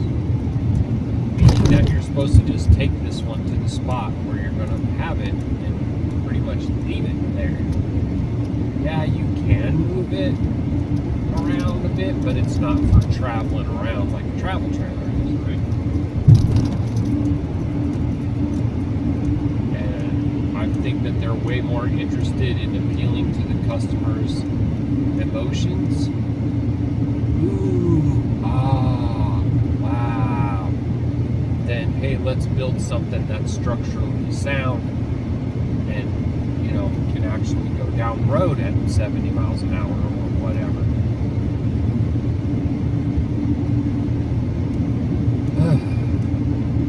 It's kind of frustrating, as I'm sure that you can imagine. So the truth is that there is a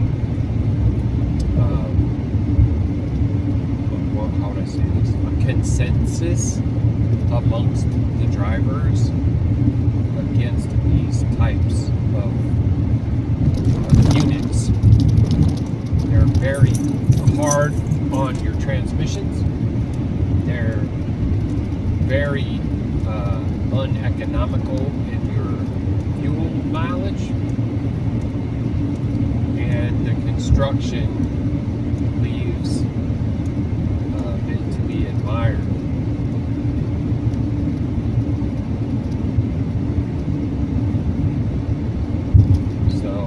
You're in these kinds of groups and people come in and be like, this happened to me, what do I do? This happened. You see a lot of the issues, and they're high frequency of issues. It just is what it is. I personally feel that the quality of craftsmanship and attention to detail is diminished across the board in all professions, customer service, everything. Just like all the issues that I found on the truck that the mechanics had done, which is why the guy West, the manager, was like, well, we'll just service the transmission again at no charge. But see, that didn't even end up happening. And I don't know that I can fault them for it, but I don't understand why they didn't just do it instead of trying to find the source of the leak. Now I looked up underneath the truck and it's still leaking. But it was, we cleaned everything off and test drove it and we can't find anything. And did I know that was going to happen? Yeah, man, I've been around the block. I knew I was going to wake up and look underneath the truck and there was going to be some stuff down there. And it was, when it's bigger than a silver dollar, it's something. It left probably about the size, the shape of an egg. Whatever that kind of comes out to be. An egg is not a great example because it's all oblong, but I'd say maybe like 2-inch, some such thing. I need to make sure I'm paying attention to my navigation too. I'm checking my mirrors, but my navigator's telling me that I got to do something in 8 miles. We're going to get on 70.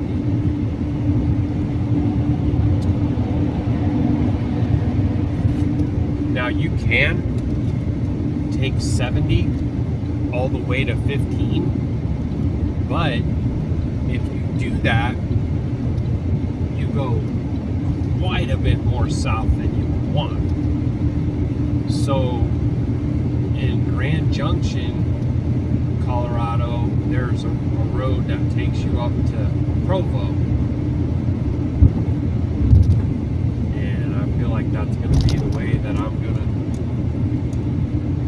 that's what I have currently on my route, and I don't really have a reason not to go that way.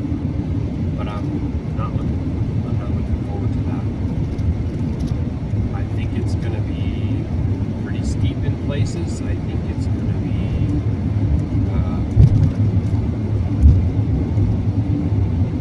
I think I'll say it like this. I think that no matter which way I go, I'm going to have issues because of my load, because of this trailer. But I think that road might be a little bit more steep and windy and what have you than an actual interstate. I could be wrong. Heck, I wish that you knew. I wish that you could tell me by the time you watch this video, I'm probably already done. If I do finish.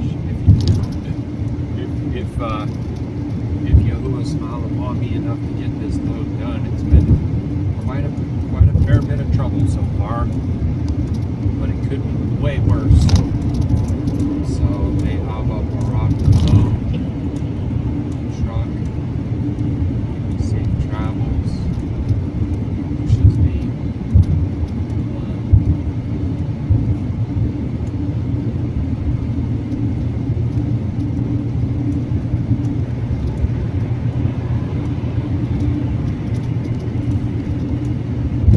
So it is the pagan Sunday, and I'm not sure what the local time is. Darn it.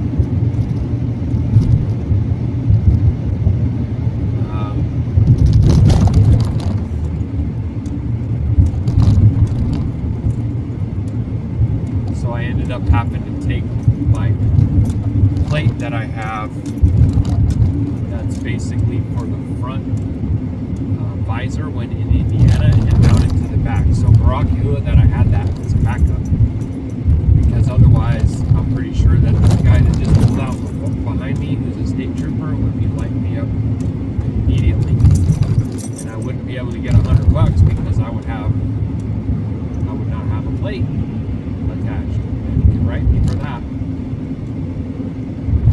He just went flying by me, and now he's lighting up.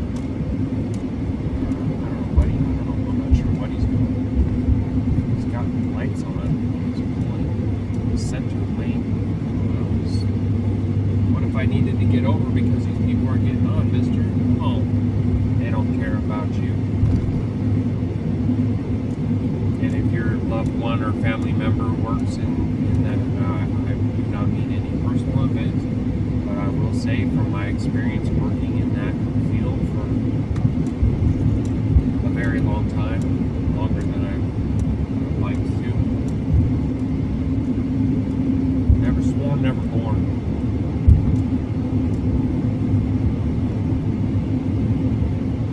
Especially some of these young guys coming up, they're trying to make officer of the quarter, officer of the year, or whatever, and they'll tell you, oh, none of that's based on stats. Bull crap. It's absolutely based on that. They don't include other information. They'll narrow down their search by looking at the statistical range, and then they'll write up something about their professionalism and their courtesy to their fellow officers, and going above and beyond the extra mile, and all that. But they wouldn't even be in the review for the candidacy if they didn't check those statistical things. So there you go. But I saw him. He pulled right out. He must have taken a look at me and then decided to turn around and go back to his spot, because he jumped off his perch, came flying up behind me, and got over and back into the left lane, and then turned on his lights after he was ahead of me, so to let people know that he was going to slow down, go make a U-turn, and go back to where he came from. There you go. Tada Abba, Baruk Yahuah, make me invisible to the wicked Ruach Ha'Qadash that are trying to give us all these troubles in these last days, and it is troubling. It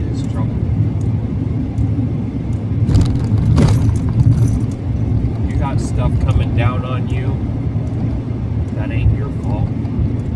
You're going to have to take the blame for it. You're going to have to eat a loss for things that it's completely unjust, unfair. And I'm talking to Yashar'Al. Because if, boy, I'll tell you what I'm saying sounds like a foreign language to you, maybe you're having your best life now. And that you don't want. You do not want that.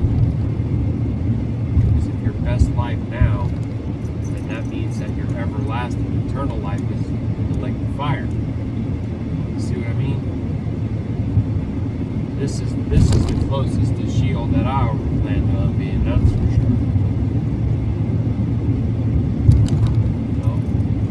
Whose will be done. May he Baruk it. But there's curses that are issued out unto Yashar'Al, being afflicted in our bodies and being the tail and never the head. I've worked in a lot of different areas and a lot of different fields, and I know that I have common sense and a level of intelligence that exceeds my superiors, and they're threatened by it.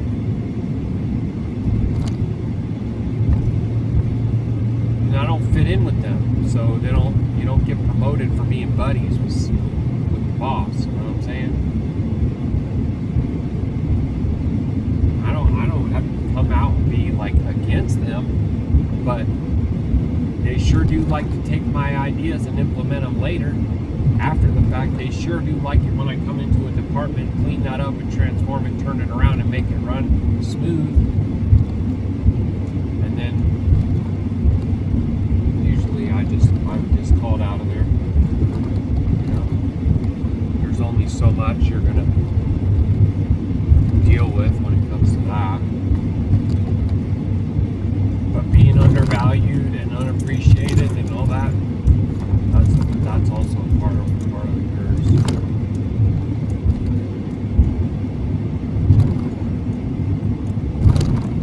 Knowing the truth and sharing it with people that you love so that they can just think that you're crazy.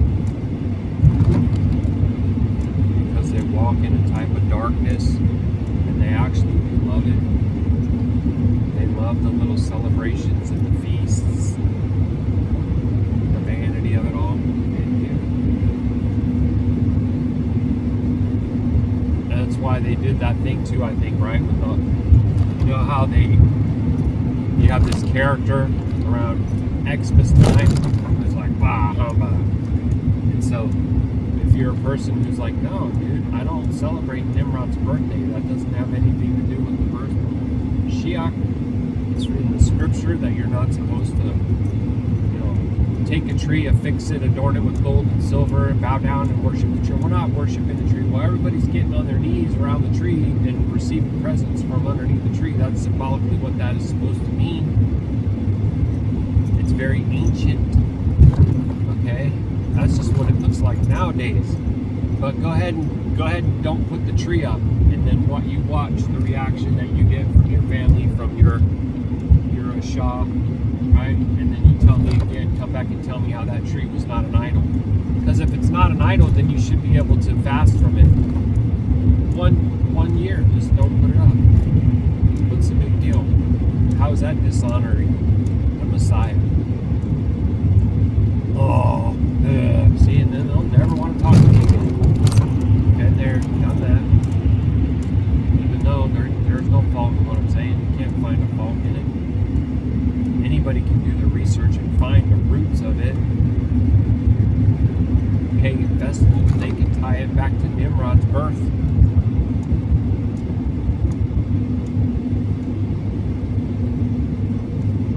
I was wanting to let the camera roll because I thought we might see some things. I mean, I guess this is still technically part of Denver, even though you got names like Lakeside, Applewood, Lakewood. So it's not like downtown Denver, but it's, I guess, they might say Denver proper.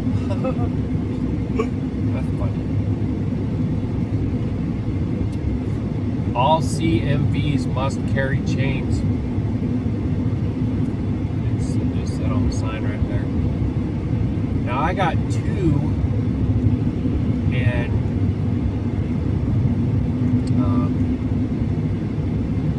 I don't believe that I have to carry chains. Like, it's like every state writes the law different. Stop doing that. Could you guys just stop doing that? All the money you make, you can't sit down and have a little council and write a consistent regulation for chains. Don't be like, well, it's regional. Okay, well, neighboring states have like completely different things that they write, so that's very bizarre. But my understanding is that we have to carry chains for drive axles, but we're not allowed to equip them.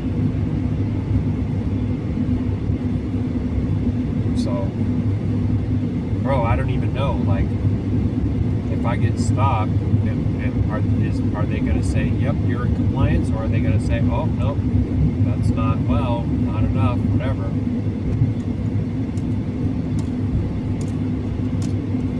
And maybe it varies from one DOT officer to another. I wouldn't be surprised if that was the case.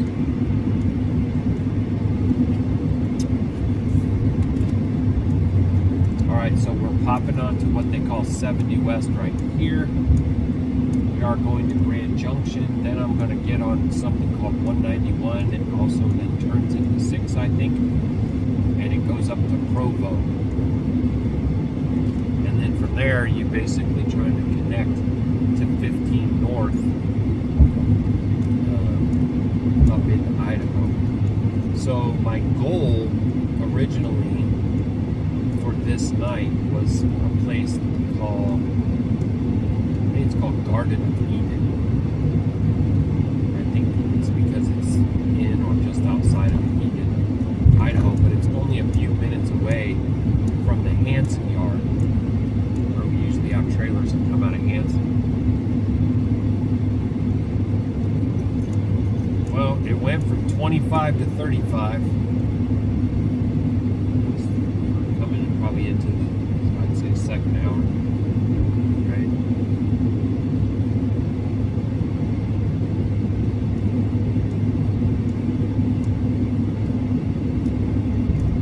It's kind of crazy if you think about it. Like, if we were used to reckoning the time by the sun, and didn't have digital clocks and alarms and all the things that lock you into the 24-hour 60-60 matrix thing, anyone would be able to quickly look at where the sun is and say it was around the 4th hour, it was around the 6th hour, it was around the 8th hour, it was around the 10th hour, etc.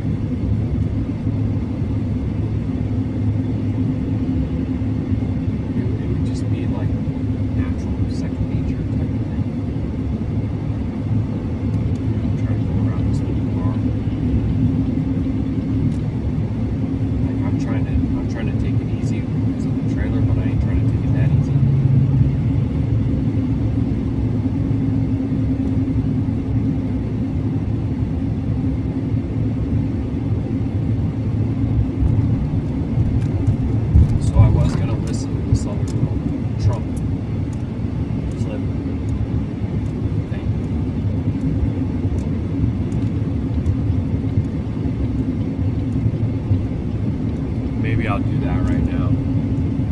Let's see what they're going to say. It's a proposed U.S. defense system intended to protect the homeland from missile threats of all kinds. The U.S. wants the Golden Dome to operate in space. It'll be maintained in Earth's orbit. Basically, you could think... So, straight off, I know the whole thing's, you know, cow pucking, right? Straight off. I know that a lot of this references to gold all the time has to do with what the Luciferians will refer to as a golden age, which would be like coming out of their religion, their practices, the normalization of all the things that they do and believe, and that, you know, a lot of people are going to want to worship that.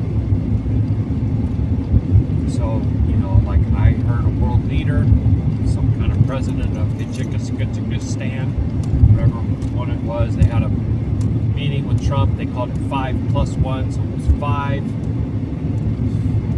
They call it Central Asian, maybe they're Western Asian. I don't know.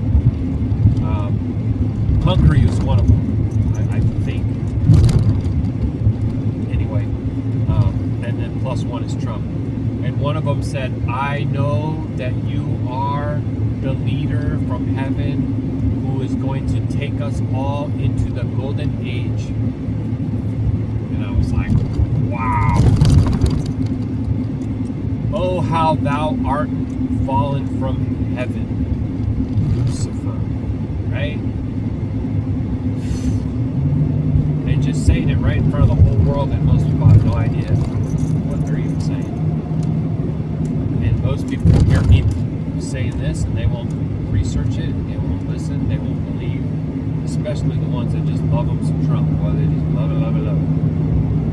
So anyway, Golden Dome. That is something similar to Israel's Iron Dome, except on a larger scale. The Economist has been writing this week that it has some major questions about the project's cost, feasibility, timeline, and strategic implications. Hal, let's start with explaining why a Golden Dome is necessary. What will it be able to do that isn't possible today? Well, what a Golden Dome does is really change our strategy, if you will. What it changes is, right now, we still operate under a broader concept called mutually assured destruction. It's been around, well, since the 60s or 70s, if you want to go back that far. The idea is if there is a launch back at that time, the Soviet Union and the U.S., that the thing that would hold us all back is that one would launch and both sides would get wiped out. And we have a triad system. ICBMs, ground-launched missiles, intercontinental ballistic missiles, submarine-launched ballistic missiles, and then, of course, bombers that would deliver nuclear weapons. And on all of these things would provide... Icon has the tools pros trust. Sorry, look at that. Pop-up ads, not what we're going to deal with. Yep. And also, it's pretty steep right through here, so... truck's gonna downshift and we're gonna rev up, and then she won't want to shift again for like a long time, so I think I might have to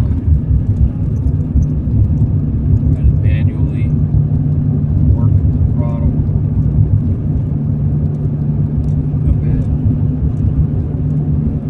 Normally I can utilize the cruise control and keep a close eye on what everything's going on. I got a trailer, but with something like this back there, I think I might have to do it a bit more manually, which is fine. It's just my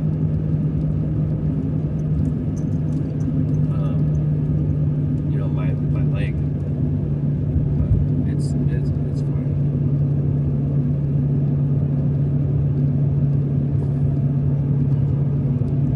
That just said that the speed limit is now 55, but my phone is saying 65. It likes to give you different numbers. And we have North Korea kind of throwing a monkey wrench in the whole thing, because it's a very, it has a very unstable kind of rogue regime, and we're not quite sure about what they would or would not do.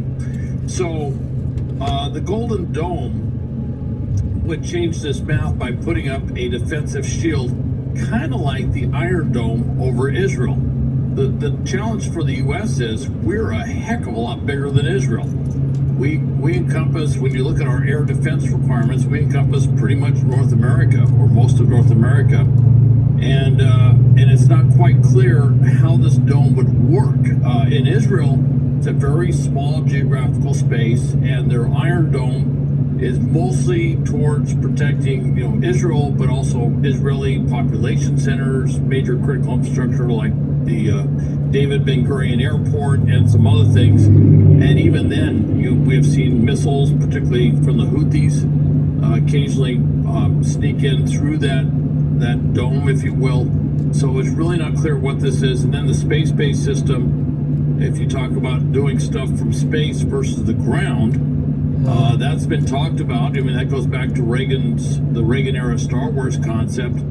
But to do something like that, we would have to put a tremendous amount of low Earth orbit satellites. And if they're low Earth orbit, it's a tremendous amount, because then they're orbiting faster than the rotation of the Earth. They're not fixed in space. They're having to move very quickly around the Earth, orbiting very quickly in order to maintain enough of those satellites over North America.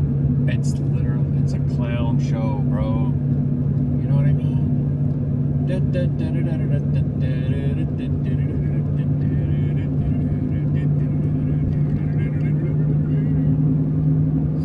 It would have to rotate faster than the rotation of the Earth. Oh my gosh. To provide that shield. And then the fear is, well, would this open up a new era of anti-satellite attacks or anti-satellite capabilities in space? We're already seeing problems with that. In fact, the Chinese have three astronauts stuck on their space station because their capsule to come home got hit with space debris, and it's caused damage. So there's a lot of concerns that go into this, and that's kind of what the Economist article was pointing to, is the technology. Don't you dare say anything about those 3 China astronauts stranded in space. What are you, heartless? We're not sure exactly how this would work. And then there's other things where, you aim for space, but then you got, we look at ICBMs or large high trajectory ballistic missiles. But then we have a plethora of cruise missiles. The the Russians just took an old Soviet design and did a nuclear-powered cruise missile. So the fear is... Sorry, just wanted to say there is some insane mansion up on top of this hill over here out my side. Like, some people have way more money than they should have. And you're like, what is it that you do for the beast system to be rewarded that way? There's what shows up on the resume, and then there's what shows up in the underground gatherings. Some people don't know what I'm talking about. You see all the streaks today, they're already at it. There's a big one going down right there. They're steady spraying us like bugs. Steady. That if we develop a system to go against what's out there today, that there could be a leapfrog in technology that could make this a white elephant system, a very expensive white elephant system. Yeah, this is an ambitious project. The Economist describes it like this. They say it'll likely involve building interceptors in space or near space. It'll involve tracking hypersonic threats and integrating all of this into a seamless shield. Is it fair to ask whether such a system is actually feasible? How the U.S. does have a reputation of pushing boundaries and figuring things out. We do, and I actually think this is feasible, that they could do something like this. It's going to be a phenomenal cost. The $25 billion has already been allocated by Congress for this already, although we have a bit of a budget impasse right now. The cost projection that's put out is $175 billion, but there are estimates I've seen that are like 2 to 3 times that high. It could be over $500 billion or more. Of course, it's a very ambitious project, but when you look at cruise missiles, So, this is another fleecing project of the lambs, because the thing is, you're going to be investing heavily, tax money, what have you, into a weapon system that's based on fantasies and fairy tales. And people ain't going to like that. They ain't going to believe me. They're going to get triggered, but I'm just speaking the truth, okay? Now imagine, if you can, for a moment, that there's a threat being told to you, right? Russia, China, Taliban, I don't know, whatever. But the ones that are putting that in your face all the time are the ones that are actually instigating and propagating all the conflicts, the bloodshed, and everything else. Can you imagine such a scenario? Because most people can't. Okay? And then they come to you and they tell you, we need this to protect us from them. And it's not even based in reality. And everybody drinks it up and does it and says, yeah, we need that. It's a new age. It's a new dawn. There's all kinds of new threats and everything like this. We gotta have it. Don't you want us to be safe? Don't you care about the children's? You know what I mean? And then they just laugh it up and take all the money and put it into their projects that they use to continue enhancing their tyrannical control and oppression of the ones who actually do all the work. The ones who actually produce the food.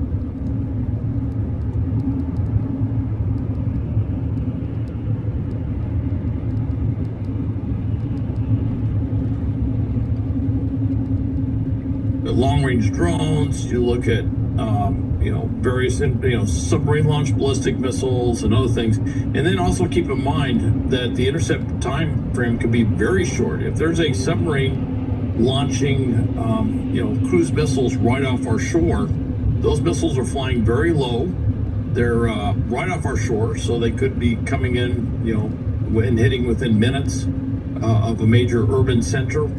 And that cuts our response time way down. So instead of that classic scenario where we have 18 minutes or 20 minutes or whatever to look at a launch from overseas, we could be looking at something where by the time we detect it, that nuclear warhead is almost over one of our major urban areas. And of course it's a tracking it, hitting it, all of these things are very, very difficult, technical. Okay, so some people believe nukes are real. I personally don't. I don't believe they've split atoms. I believe that a lot of the films that came out that were showing testing and the destruction, those were fake, phony, false, as the moon landing videos are. However, follow their own logic. Now, Russia shoots a nuke at California. Okay? The Golden Dome detects it and successfully shoots it down. Okay? Like, the thing's got all kind of toxic radiation. If you shoot it, is it not going to explode? Right? Okay. Look at this. The military strikes a drug ship, Venezuelan drug ship that's carrying fentanyl, blows it up. You've seen the video. Where did the fentanyl go? So what happens? You're talking about fentanyl that can kill 25,000 Americans, the president said. So what happens to the fish? What happens to the shrimps? You still eat those fish? You still eat those shrimps? I don't know. I'm just asking them. I don't hear anybody asking them. Right? So if you blow up a fentanyl boat, then the fentanyl just goes everywhere. Right? Unless you believe that it was all consumed in the flame. I mean, maybe people believe that. It's an all-consuming flame and there's no debris, there's no residue, there's nothing left over. Okay? So they blow up a nuke over the coast of California, however much miles off, and so then it ends up dropping its radiation fallout, its nuclear rain. What does that do to the food from the ocean? What does that do to the people who go to the beach?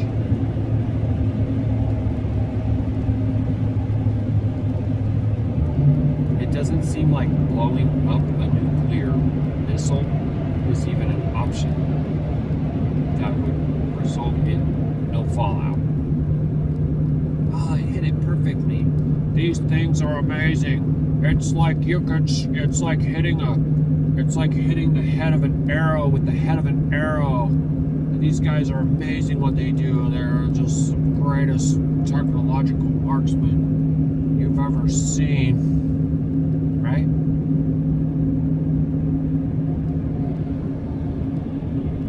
to be just like the Iron Dome in Israel, but it's going to be golden. It's going to be perfect. It's going to be so much better. We're thinking about putting my name on it. It's crazy. It's crazy stuff, y'all. Solutions, and so there's a lot of concern that we're kind of rushing into this thing, but we haven't figured out all these concepts. And some of the concepts we're talking about, like for AI. example, some of these energy based beam systems, laser systems have been talked about as well.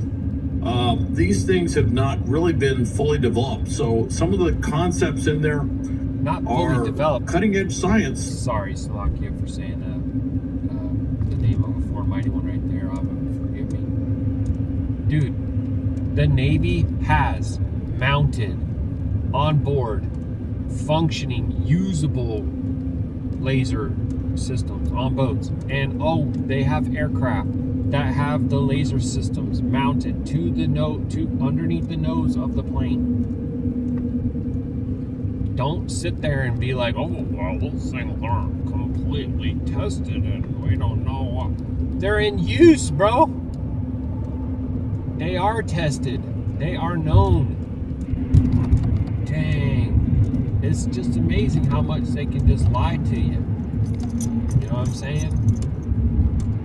And I believe that a lot of these are their assets. They're military intelligence assets that are on these TV shows, these news programs. Dang, look at over here. You can see they're just raping the earth. They're just raping her family. They're just strip mining. Adam is not a steward of the earth. He is a prophet off it. He wants to profit off it. All they care about is that mighty dollar. They don't care about what happens to your son, your grandson, your great-grandson, your great-great-great-grandson, or nothing else. Just so they can have their cake and eat it too. Now it's on the back side of that hill right there, so you can't see it very well. But I was able to see it out of the windshield when we came around that peak or whatever it is. Okay, 84 miles. So I'm going to be on this one for a long time. Oh, until my actual rest area even. Yep. Alright, let's go back to listening to the train propagandists. That isn't really done yet. If we build a golden dome, does that mean that adversaries are going to have to build countermeasures, counter space measures, perhaps?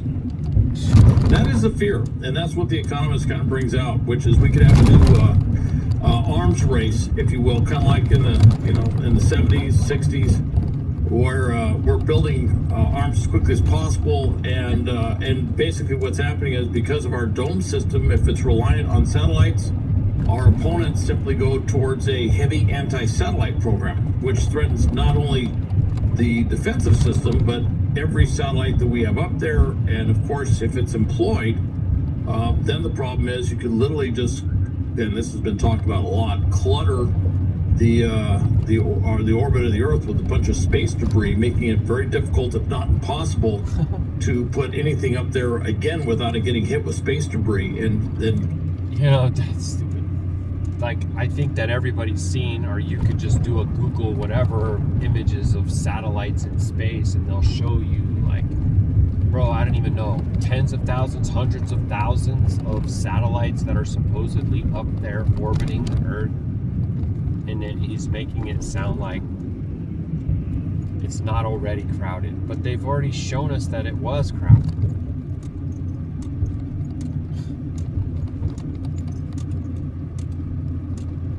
Just their own stuff proves them to be full of crud. And you have to want to believe this stuff And of course you have the whole thing of sci-fi movies and TV shows and all that. People want it to happen. They want space travel. They want space-based weapons and all these things because they want to be a part of the I'll just say evolution of man. Because we're just so smart now. Yeah, everybody's just in such great health, living such long and fruit-filled life because of the pharmaceutical industry, right? Because of the modern miracles of medicine. Yeah, right. People are sicker than ever. It's horrible. Oh. You'd think we would figure out how to keep roads smooth and not need constant work, you know what I'm saying?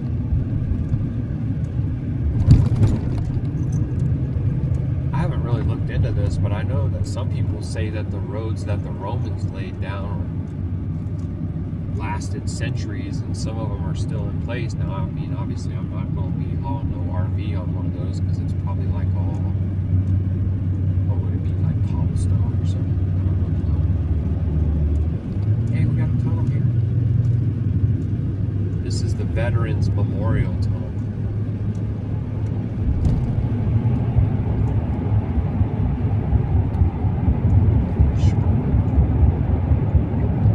Keep in mind that sometimes this debris is moving around the planet at, very fast speed, 16,000 miles an hour. A little piece of debris hitting a spaceship at that speed with that much kinetic energy can cause a lot of damage. So there's a lot of concerns about where this is going, and are we maybe getting ahead of ourselves? And it changes the whole dynamic of the strategic deterrence package that we have globally. Elon Musk is kind of... This thing, it looks like an ordinary hiking stick.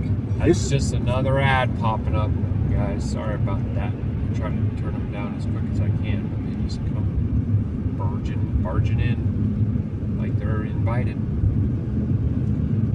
And it ain't sure not.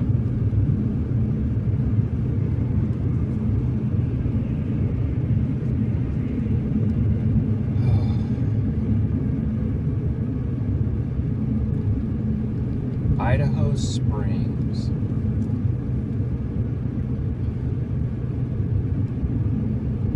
Yep, that's where we're at. Idaho Springs. And we're off of I-70 now. Okay.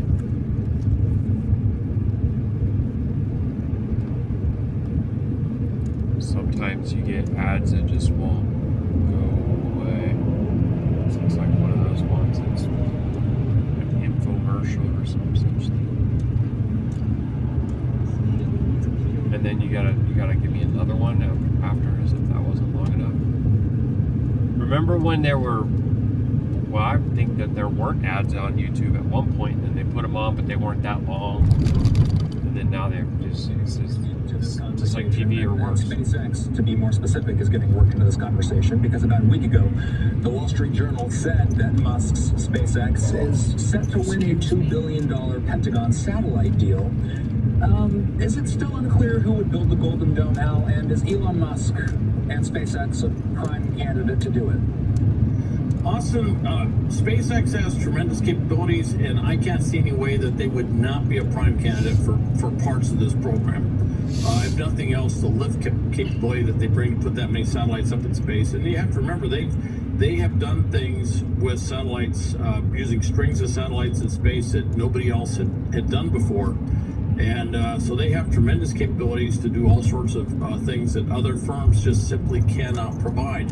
But with that said, one of the things that's been talked about with Golden Dome is there's going to be new entrants, if you will. I don't want to say necessarily startups per se, but new companies that are not your traditional major defense contractors. There are going to be new companies. And I look at companies like Anduril, that's developing all sorts of drone systems, particularly for sea, maritime usage, and they bring a whole different way of looking at this, and I see that definitely being something that might be incorporated. Oh, you should invest heavily in them. into this thing may start out one direction, and because of the... I wonder if people's hearts would break if they ever learned that their investments in their retirements were fueling the system that's literally oppressing all of the peoples and has an agenda to reduce. You may remember when Bill Gates was like, well, if we do a really great job with vaccines and other things, we could reduce the Earth's population by 10% and da-da-da-da. How are your shares in Microsoft? You know? I don't know. Some of them I'm not even sure that they would care. Investing in Blackstone, BlackRock, all kinds of things. General Dynamics, McDowell Douglas, blah, blah, blah. You have major governments of the world that are manufacturing famine, right? Clearly genocide, but they'll say, oh, it doesn't technically, we're not sure that it technically meets the definition of, and then another big government comes and backs them and supports them, and the whole world stands idly by and does nothing for like 2 years. It's insane. Rapid shifts in technology, and particularly with artificial intelligence, it may actually take a pivot or a turn or a signal, I should say direction change halfway through, and that's because the technology and the threat picture will change so dramatically in the years hence. You know, Hal and I have a lot to discuss tonight, including the latest on the Russia-Ukraine war. That's something we're going to discuss in about 2 minutes. First, we have to take a commercial break. Hal and I will be right back in a moment. Yeah. So we're obviously... Oh, wait. I might just skip the commercial break because this is a playback and not a live. My son won't let anybody Nope, say. they're going to get the commercial in, but it might not be 2 minutes.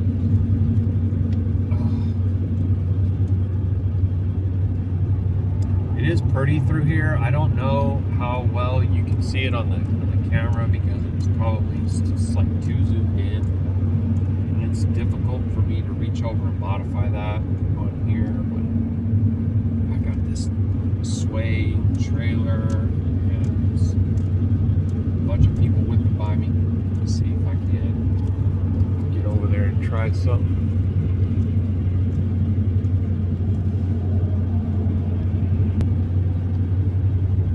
Oh, that was weird. It just froze, but then now it started back up. Okay, so I reduced it. Maybe that'll help. Maybe when we come out of here, it'll be really yapah. Let me lock this one in and start another one. And if you're new here, whatever, I have to do that periodically because if I don't, I'll look over and I won't be recording anymore.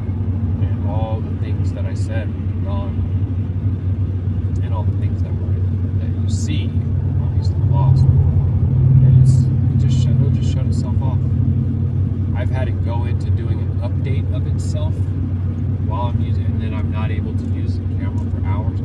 One night it did that to me, and I was in like New Mexico or something, and there was just this gorgeous desert storm with lightning going on, and I was like, I want to record this, and I couldn't. It was frustrating. I guess, I never really thought of that before. It's like, I should if I open the calculator on my phone, it works. If I open the camera, it doesn't let me use it, it doesn't work. It's like, wow, really? They just kind of let them find out.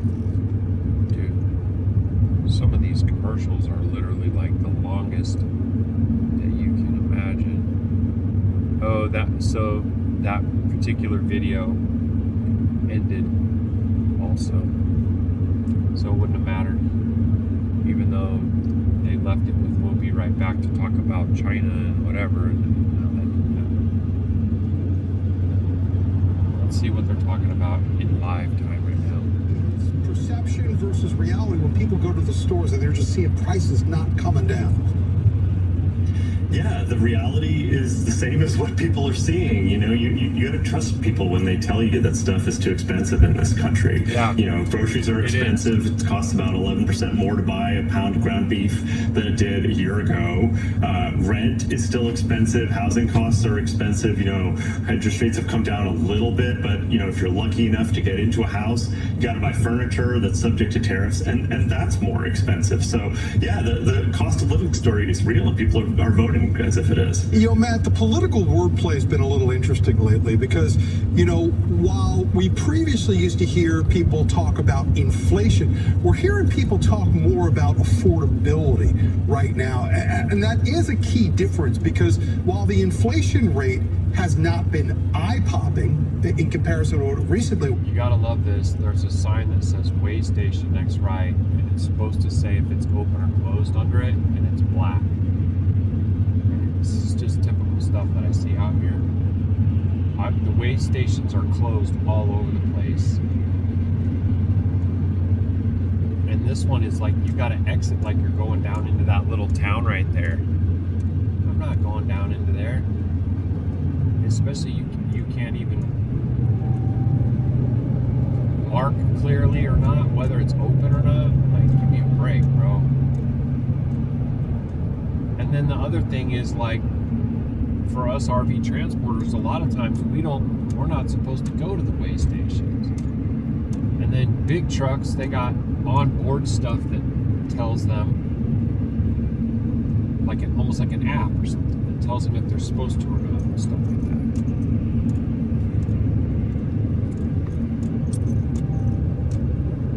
Better face it, bro. The wheels are coming off the bus. Okay? Babylon is falling. All this stuff, it ain't going back to normal, bro. It ain't gonna be better. It's promises of better. Promises, promises, promises. The lady at the truck stop was telling me, oh, you didn't know Trump is getting rid of the penny? I was like, I always needed pennies. They've been talking about doing that for a long time. I didn't hear that it was officially announced or anything. I've still been getting pennies back as change. I don't know. Weird. She was going to give me 2 pennies anyways. I was like, no, thank you. Right? It was $2.98. And I gave her $3. She was going to give me 2 pennies. I said, oh, no, thank you. I don't like pennies. Oh, did you hear Trump got rid of pennies? And I hadn't heard it. They talked about it. I didn't know it had happened. I mean, you know, he's making so many changes. Changes are happening so fast I can't keep track of them all, but I watch close. The other one was the daylight savings time. Like, I mean, those kinds of things seem like they should be instant. Or if you have, now you shouldn't even have to have a concealed carry permit, really. But if you do, it should be valid in every state. Oh, and you know, I can understand if you want us to get a permit for our load, it should be valid in every state. Like, every state has different laws about permits. My driver's license works in every state. My vehicle insurance works in every state, but I'm not sure that my medical insurance is going to work in every state. You're out of network. You're out of your mind. How about that? And the people that talk about these things like it's normal, I can't stand it. I can't stand the defenders. Don't they call those like the flying monkeys of the witch or something like that?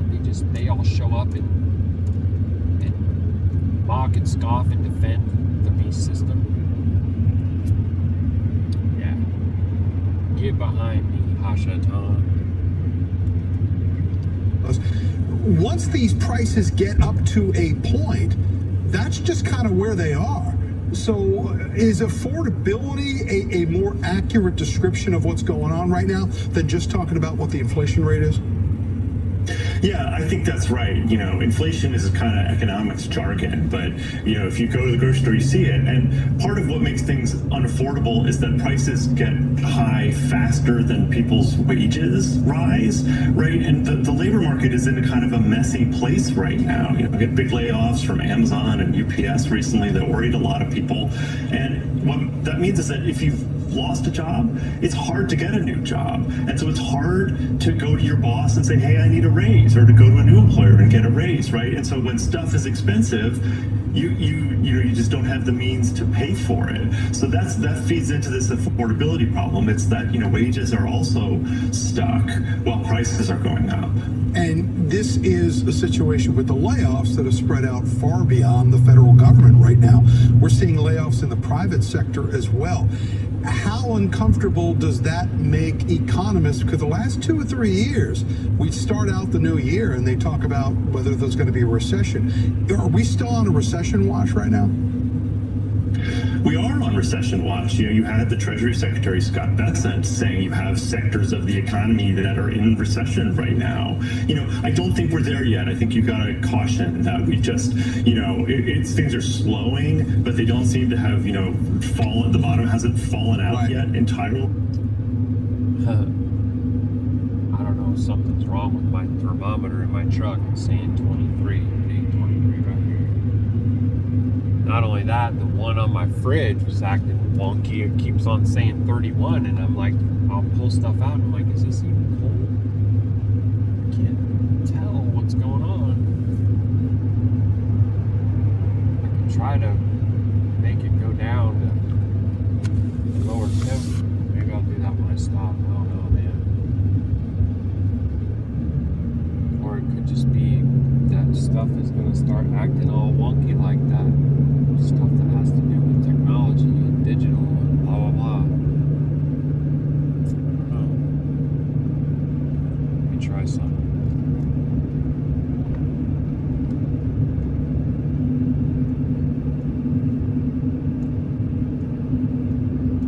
It just dropped to 22. Idaho Springs.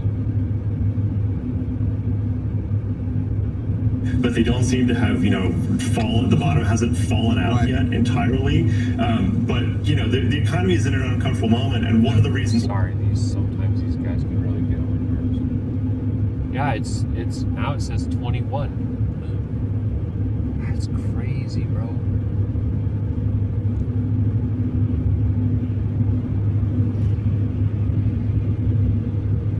$68 miles to my stop.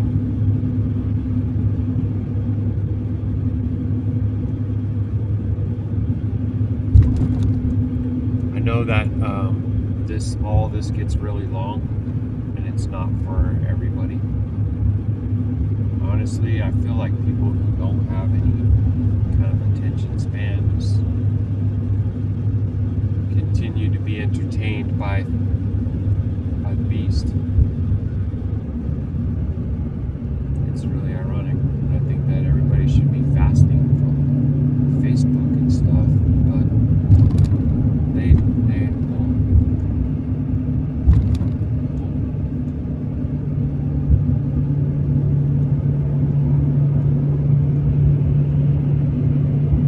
I mean, I understand that I'm in the shadow of the mountain, so I can kind of see how it would be registering as lower, but that's really low.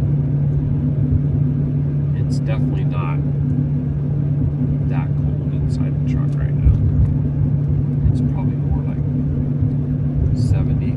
And I know that there's a sensor up on the dash that works that. Okay.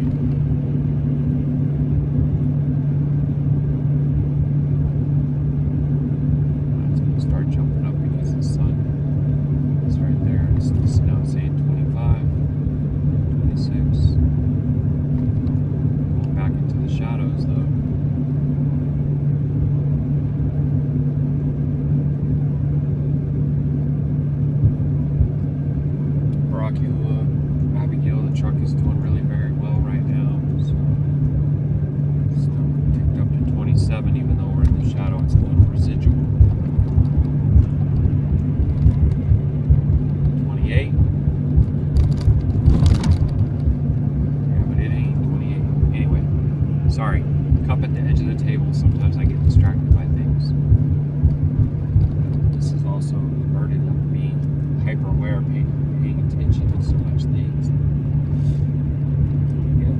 Get that way sometimes.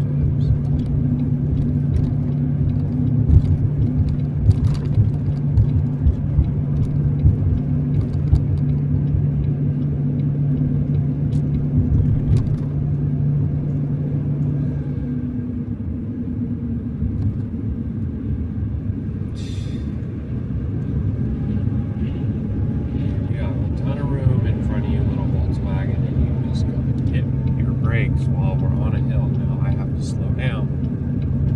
Now I have to speed back up, which that's easy for you. You don't care.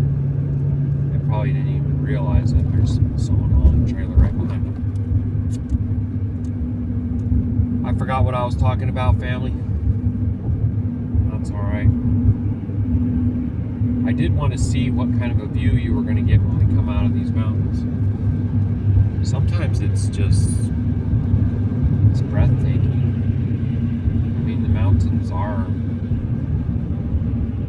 everybody can have their own opinion, but the mountainous areas are some of the most beauty-filled areas that I see. Mountainous creation, the rocks, the trees. I hate seeing all the trees that are sick. And, you know, when you're in autumn, like, people expect it to be like that, but it was like that in the summer.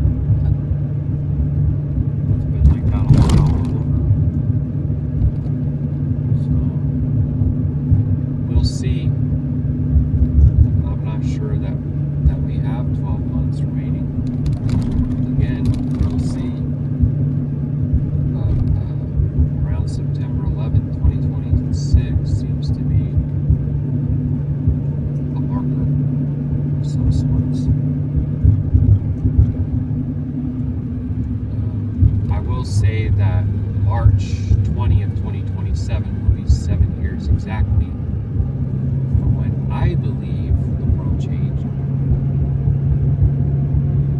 And it is when the WHO declared the COV to be pandemic. And all the mandates and everything started coming in. So if that 7 years is cut short, interestingly enough, that September about a half a year short. And what if it goes, I don't know, September to December as a quote-unquote little season? I think that there's some concerns with the English translations of Hathgaluth, and it's caused people to understand Hashatan's little season in a way that's like linear. But I'm not so sure that that's how that's going to work.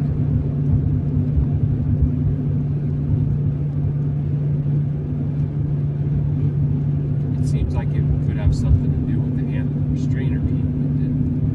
But I think that is what enables the kingdom of darkness to usher in their leader, which will be done with a massive sacrifice. Right? When they conjure up a demon, they make sacrifice to the demon, they do ritual, they call upon it, and all that. Just like, you know, Yahusha and I were talking about the R-E-S-E-T. S-E-T is a foreign mighty one out of Egypt. So what if what they're talking about is literally just the return of that foreign mighty one? The great return of SET. It's, you know, it's stuff that my Yahusha and I talk about, but I don't see or hear anybody else talking about that stuff. This seems obvious to me. You know, Yahuah is like, yes. Do with Bitcoin and digital currency and microchip, and you won't be able to buy or sell or trade or do anything unless you have taken the market. I'm like, do you understand the market? spiritual truth behind this mark. It has to do with your forehead, which is your belief system. It has to do with your right hand, which is your works that you do. If you're sealed by the Ruach of Yahuah, then you are transformed by the renewing of your mind. You have Yahuwah's name in your mind, right? And guess what? Your right hand will do the works of the Ra. You will do the things that are pleasing to Yahuwah. And that is established in Torah, in what they call Deuteronomy. So the counterfeit of the beast is what you see all around you. These people who think like the beast system, the ones that are the flying monkeys, like I said, they just defend everything. And if they come out and say, you need to get this to save you from this new threat, then they'll get it. If they said that you had to get this chip implanted in your brain to protect you from disease X, and they came out with all the scientific evidence and all the talking heads, and people would do it. If they told you that you had to spend $15 trillion on a Star Wars Golden Dome nuclear thing to protect us from the enemy, they would say, okay, we have to have that. And that's because they have the mind of the beast. Guess what? Their right hand does the works of the beast. They eat the pork. They don't keep the Shabbat. They don't care about the commandments, right? They'll rob, cheat, and steal with their right hand to get ahead. They'll invest in companies that profit off of unaliving third world nations, and they won't care because it's showing that you get a 12% annual return on your investment. They need that for their retirement. That's just how all that works. See how it looks when you put it like in a plain language.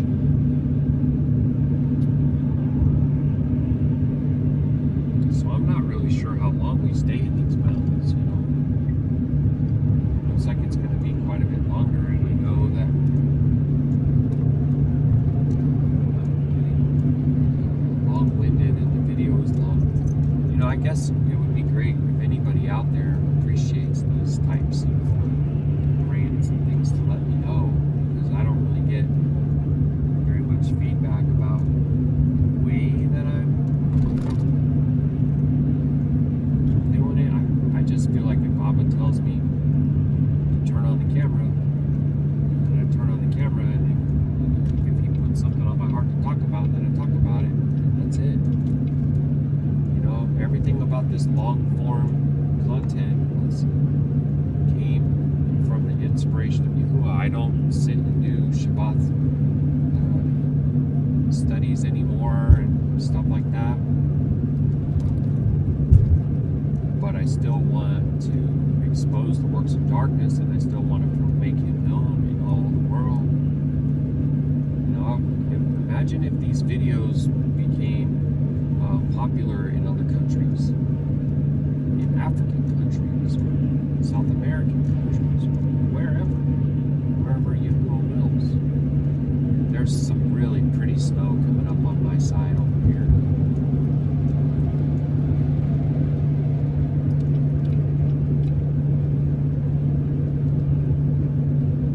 I know that the people in the Zip cars are triggered by me being here, but I'm just trying to get around this trailer.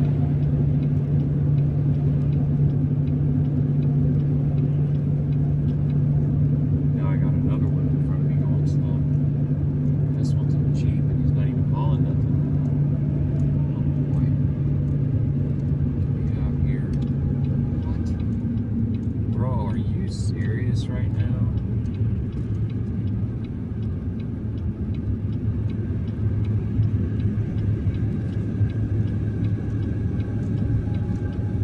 Look at this guy. How are you possibly going that slow, bro? What's happening, man? Are you breaking down?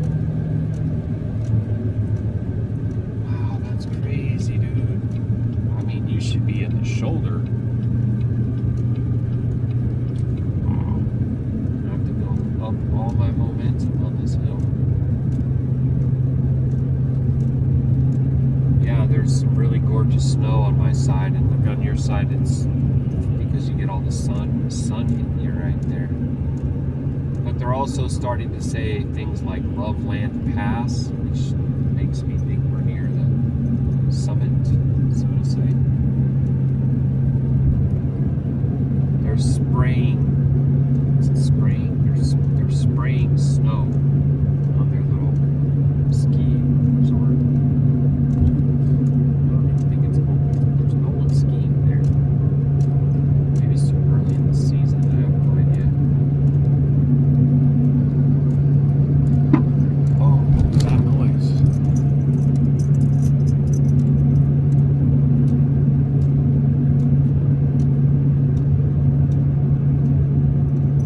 Steep downgrades, 2.5 miles.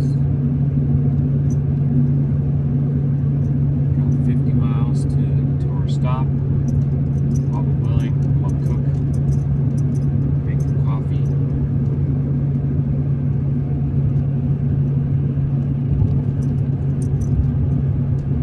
All that can be so.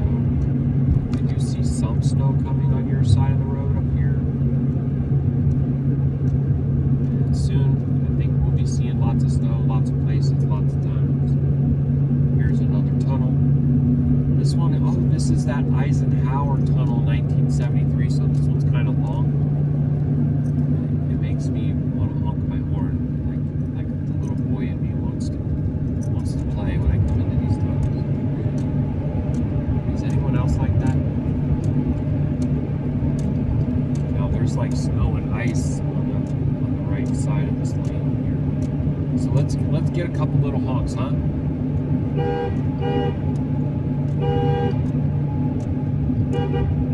Ha ha ha ha ha. Oh. It's fun. I like to honk at trains too. Just try to talk to them with their horns. I don't know, does anybody else do that? Dang, see how long it took Abby to shift, and it's totally flat. Right through here. This is a completely flat tunnel right now.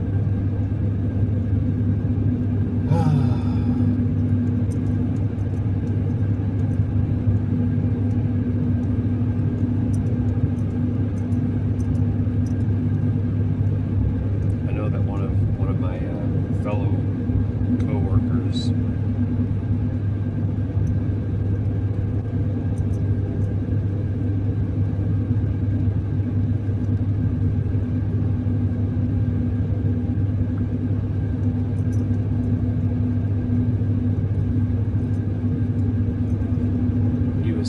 asking me, did you lose the license plate? And I'm like, yes. That's what I was trying to say. My license plate was zip tied to the plastic, and the whole plastic thing snapped. I don't know if it was struck by something. I don't know if I would seriously blow it wasn't just from wind force, because that's pathetic.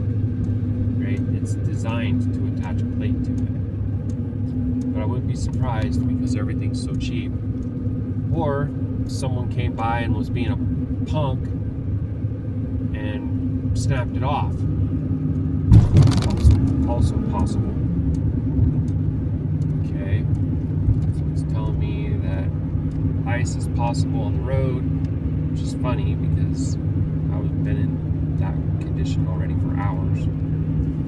Right? It's 29 right here. It's going to go down more before it goes up.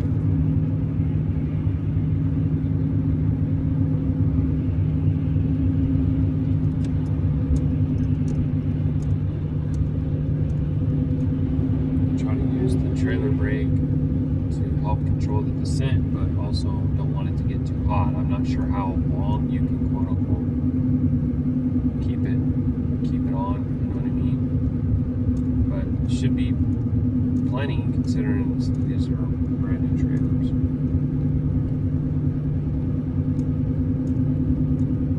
So the tranny did great, never really got too hot. Tranny actually got hotter dealing with the winds. Oof. I don't know why you want to pass me on the right. There's plenty of room over there. Okay. Can you imagine having to go into one of these runaway truck ramps? How scary that would be. Man, that would be so scary. So they want to fly by me on the right, but I'm trying to stay out of the right a little bit. There's 3 lanes here, guys. You know, and what you'll have is you'll have big trucks that'll be there with their flashers on, and you won't be able to get over because you got a trailer. So I try to stay out of there if I can. If there's only 2 lanes, I'd be over it. I don't know. People are just the way they are.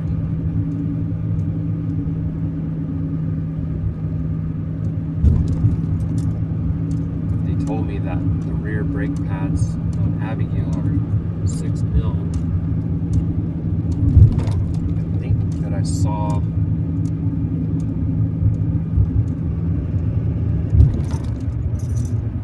I saw that it's recommending that you replace them at 3 to 4, so it's just going to need brakes.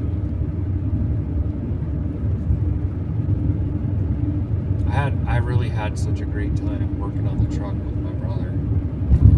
I would love to be able to do the brakes with him, and do the differential with him, and learn those things. Not just for the sake of learning those things, but I feel like it was a great bonding experience for us, and I feel like Yahuah is calling us together in these last days. And we're gonna be fighting side by side. You know, the scripture says that Yashar'Al will be a battle axe in Yahuah's hand, and they will use Yashar'Al to destroy the enemy. That's a great honor. I got a lot of strengthening to go through before I can get there, but sometimes I'll see these pictures pop up in my memories. I mean, I was 250 pounds. I had this tiny little goatee, bald head, and I was a boy of Babylon. I really was. So Abba's been already strengthening me a lot, but I know that I have a long way to go, I would say. When I look at my brother, he is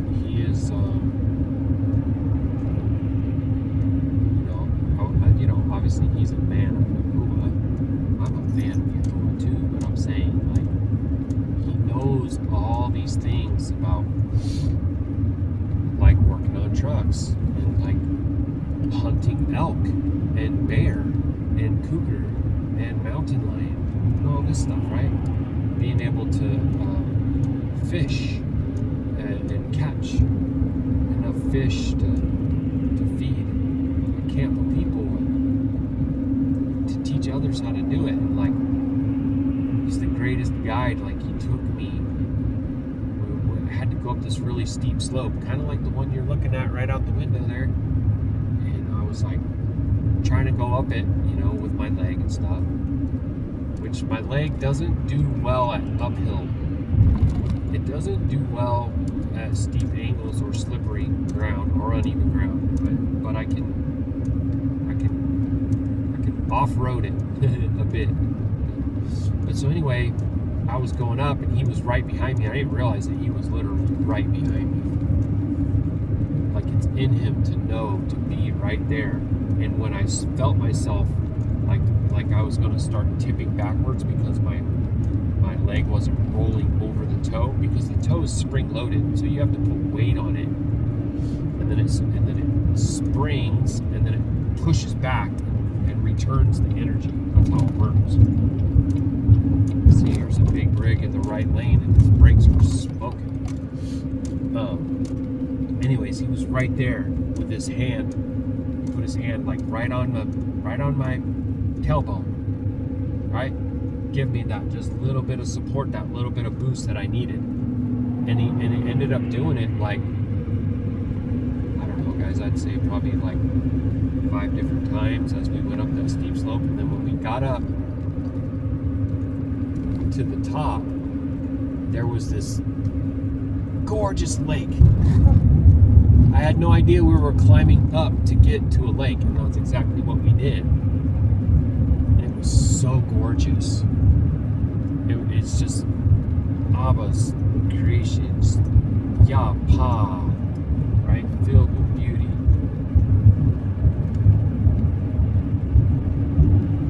And he guided me there for that view, for that, you know. So I want to give a shout to Yahuah.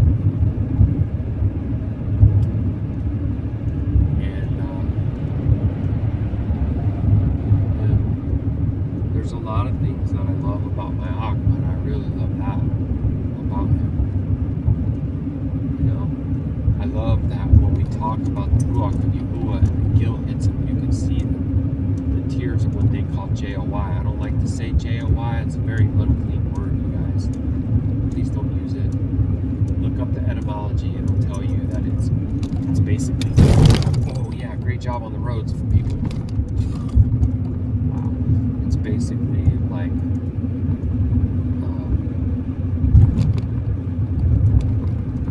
it's kind of like a high that's the result of sexual gratification. So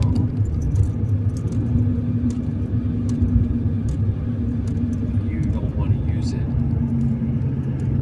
It's like euphoria, sensual, sexual euphoria, like the people who get overtaken by the Kundalini spirit and they roll around on the ground and bark like dogs and do stuff like that. Yeah, that kind of stuff. Anyway, I see Yahusha in him, and that's what I love. I love it when I can see my king and my siblings and my Yashar'Al.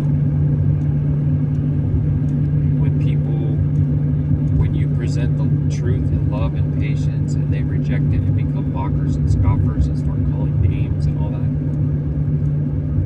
that's the opposite. That is not the spirit of Yahuah.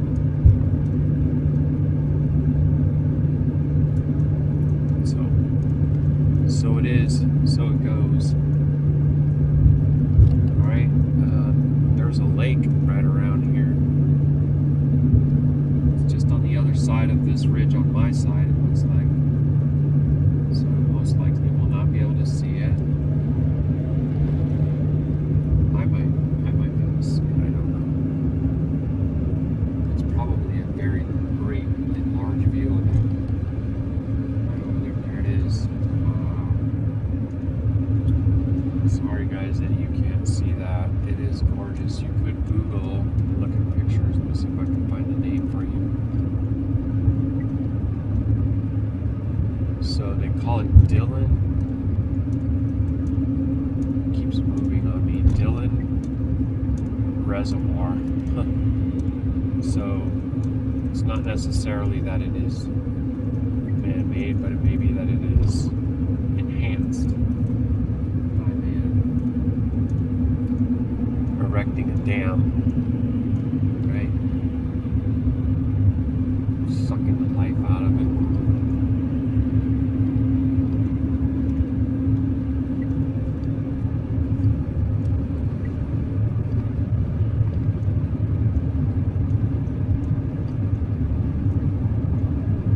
Yeah, I think I just seen a thing right there. Something.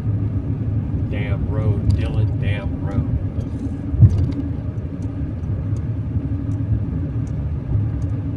Like the next town is going to be Frisco.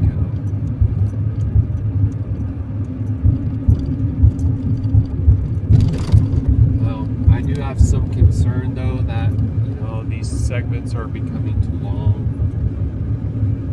So I am going to jump off of here, you guys. much love. I really appreciate, if you spend the time, send me a message. Please let me know, like, how I can pull off for you. And also, like, I'm still looking to meet up with people too. This work is taking me all over the U.S. So send me an email and let me know where you are, and maybe we can get together and break bread. Maybe we can even roast meat to Yahuah. That would be amazing, wouldn't it? Soon our King will gather us together, guys. I can't wait for that day.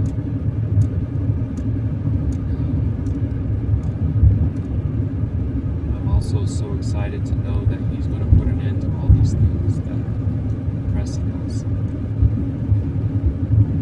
The tyrants, the kings of the earth, all the rest of that.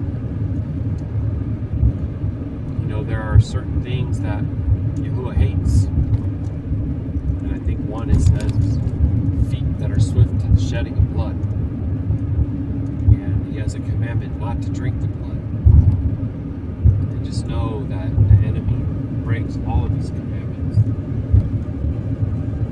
And these things are real. They're not just from horror movies or, some old novel or something. It's real. It's nothing new under the sun, family. Baruk Yahuah. Hallelujah.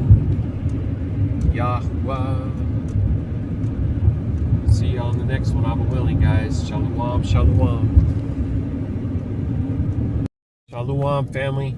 Had to stop here because Gidgy had kind of an emergency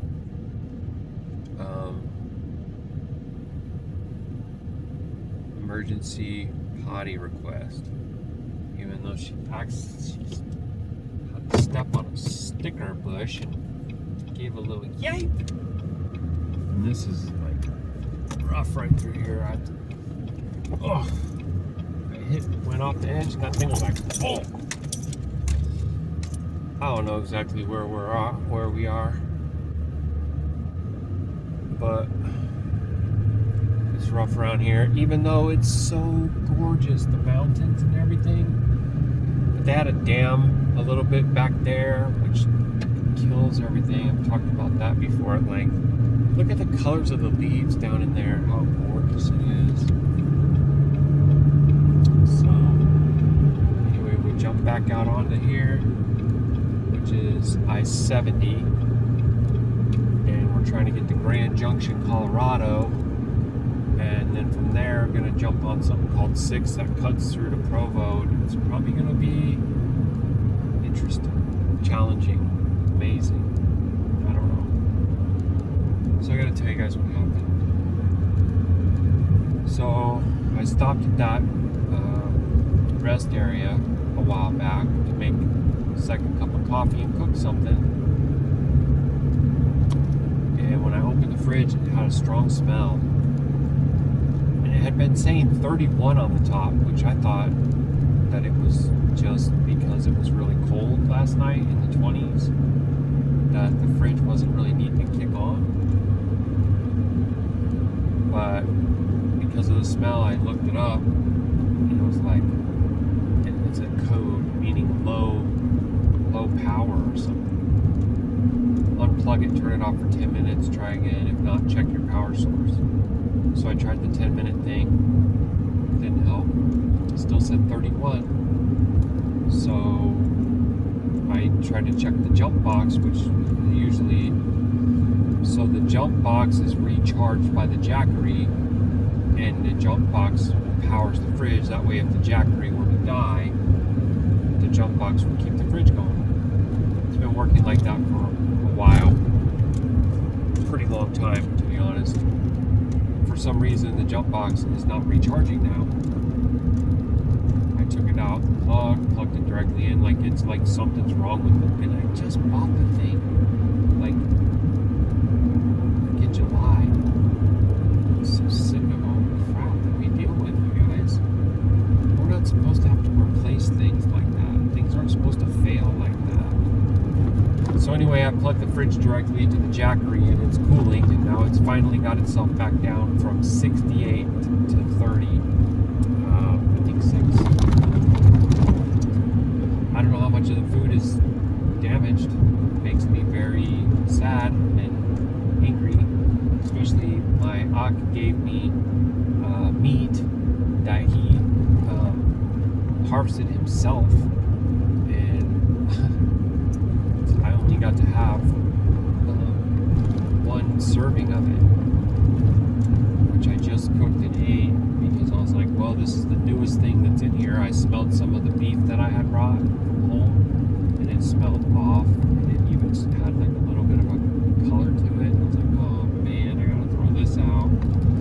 I don't know how long my cream is gonna last. I don't know if those eggs are gonna be okay. It just makes me want to cry sometimes, man. It's just freaking thing after thing after thing. Pretty sure I told you about the license plate. That was the first thing today. Then the fridge, but we're rolling on. I ate the elk sausage. I got my belly filled. Gidgy had some. She wanted some too, so I gave her some. She's doing great. She had herself a little poop at that rest area too, which hallelujah for that. She seems to be completely herself again after her heat. That she went through her first heat. I made coffee, and we only have 16 minutes before we stop at the Grand Junction Pilot, and then from there it's like, I don't know. I'm not sure. I haven't decided. I was gonna just top off the tank, but honestly, I think I'll look to go with the Provo. Is it Provo? Yeah, no, Provo. Ah, man, it can't be that far to Provo. Sorry, I'm indecisive. I guess I should just go ahead and top off just to be safe, right? Just go ahead and do it.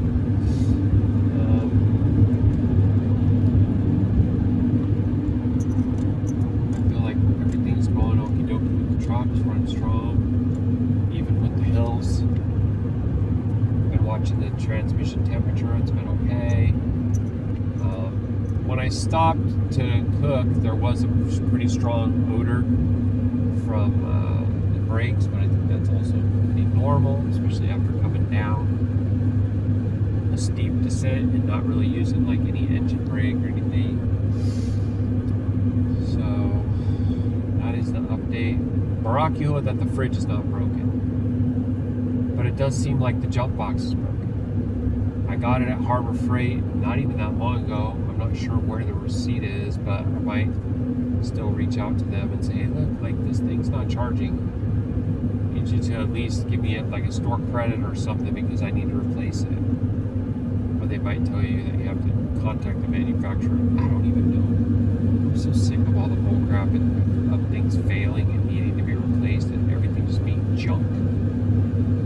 You know, the people's response who are doing this work to the license plate thing breaking is like, oh no, the wind got it. Oh yeah, that happens. Oh, you need to make sure you secure it loosely. Like what? Dude, if you can't even, it's a license plate mounting bracket. If you can't even provide a mounting bracket that would hold the customer's plate, the customer's gonna bolt it to it. I don't know why we would make excuses for that. Buy thicker plastic then. Make it out of metal then.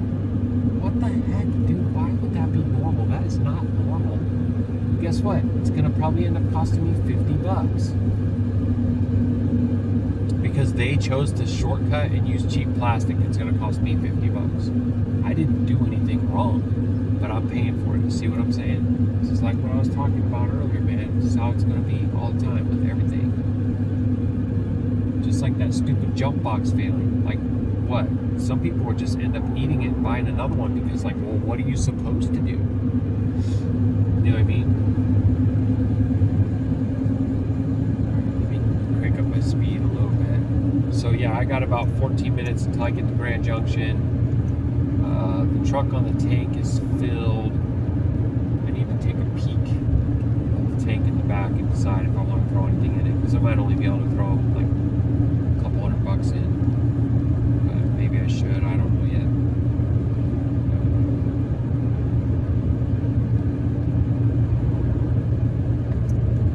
Oh yeah, baby, I do see how big that got. That got really big. Looks like it might even continue to get worse and worse. So I don't know what we should do about that.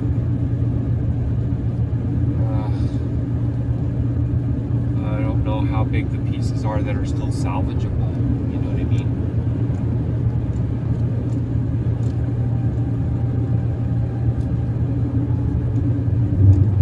It is amazing though. And other people were like, yeah, they stole mine. Like they cut the zip ties, and some people are like, yeah, I bring in my placards and my plates because people suck. It's like, there's people out there that'll steal your license plate. A commercial license plate. You're just literally trying to feed your family. You know, you're getting rich. I'm not even sure I'm profiting right now. It feels like I'm not. And I think that the other person that said the wind got it could be right, because there was wind that was coming through, where the heck was I? Nebraska? You know? So that could have very well been what it is. And I just don't see how. For one, you use a thicker polyethylene and not a polypropylene, even though plastic does suck if you want to know the truth. It's petroleum based, it's profits for the big oil companies, but it's common, it's everywhere. But it should have like a little bit of bend, a little bit of give, because if it gets cold and windy, then it's going to crack hard plastic. That's everybody knows that, right? Some person somewhere was like, oh, I can get us these 50,000 license plate brackets for this price from wherever, China, and we can save this amount on all year-end bottles, blah, blah. They're like, way to go, Jameson. Corner office for Jameson. Cutting corners and saving us money on cheap crap like license plate brackets. Let's see where else we can cut and save. You know what I mean? Again, like I said, the customer is going to be the one who that happens to the most. You know, maybe I'm going to just stop attaching it to that. If I can find something else to attach it to, I'll just do that. I'll tell you that the cover for the propane tank, I took it off and put it inside and locked the door. Because on my previous one, that cover did blow off. I mean, come on, bro. Look. That's a cover for the propane tank, which is outside the trailer, and you think that they would ensure that it doesn't just fly off. No, they don't. They don't. So there it is again on the actual manufacturer, right? And I'll tell you what, it makes the idea of hot shotting all the more sweet when you see the quality of the materials that you're working with, and if something fails, they want to blame you. Really? It's unreal. But it is what it is. So apparently this is Clifton, and we're 10 minutes outside of Grand Junction, and I'll figure out what I'm going to do, and I'll get back with you, God willing. Halal that the elk meat is not ruined. I don't know how long the fridge was doing that. I don't know how long the jump box was doing that. It said it was at 30%. So it's not like it was dead or dead for days or nothing like that. And the fridge, it had power. It was just, that code means that it's low power. And I'll say this too.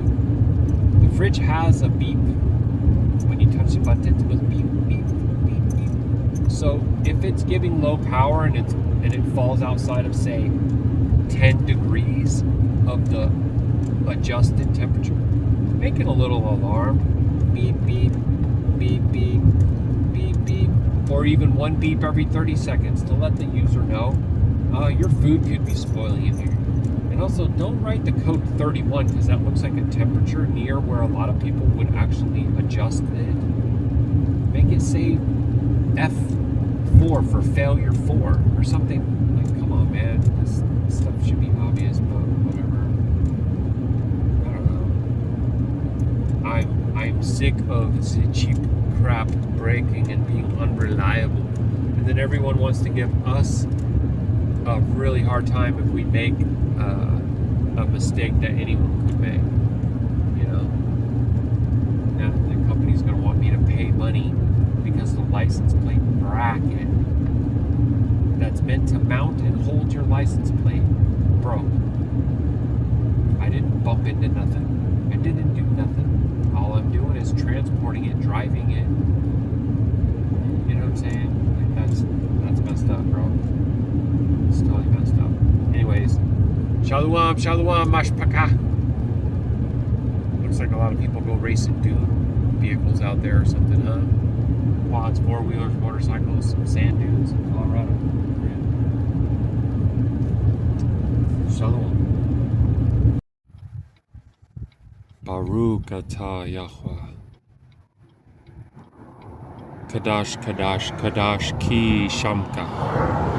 Halalu Yahuah Rumamu Yahusha.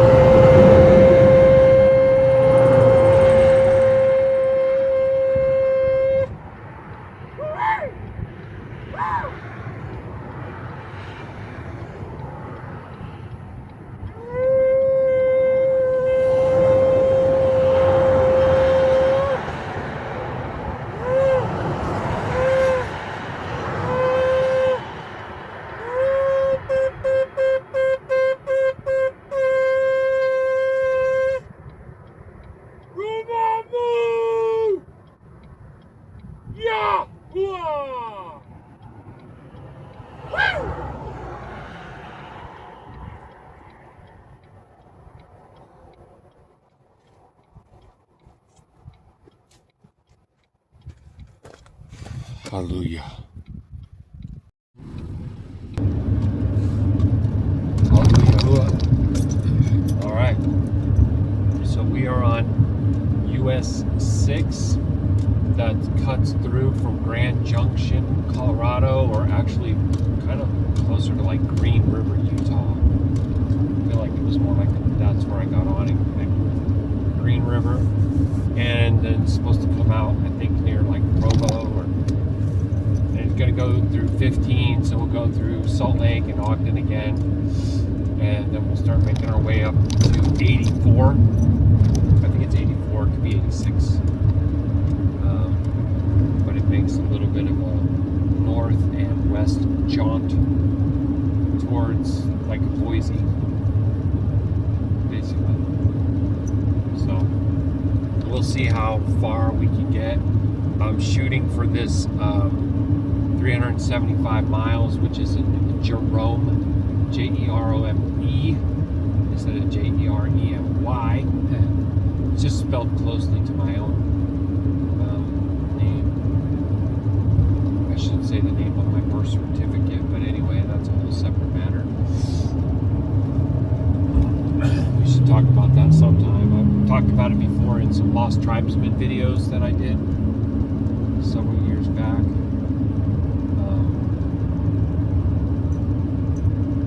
But it all stems from when Yahuah told me that I was from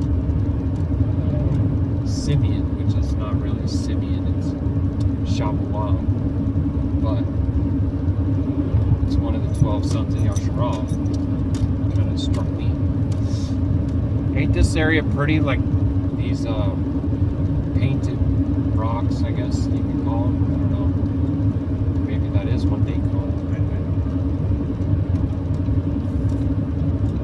Like if you're gonna pass me, bro, pass me, because you're running out of time.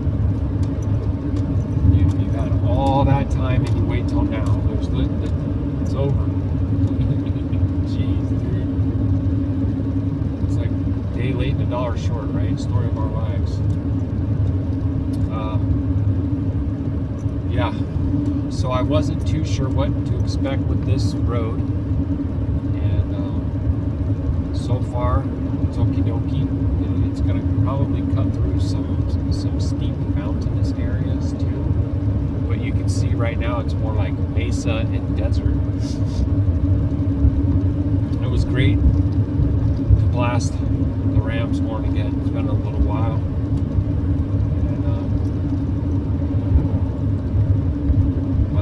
My little baby girl here, she was like giving me those daddy eyes that she needed to pee so much and just had to pee some pee.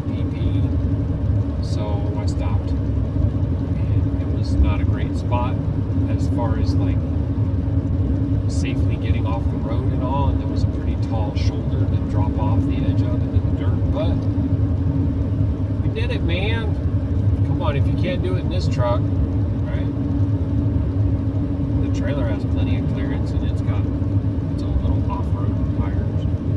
We already know how solidly built it is.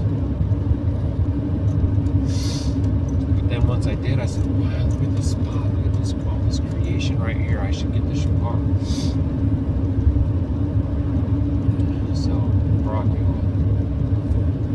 Atah. It's saying that it's 5 hours to the bed down roll. I don't think I'm going to make it because my log is probably going to come in like just a little short of that.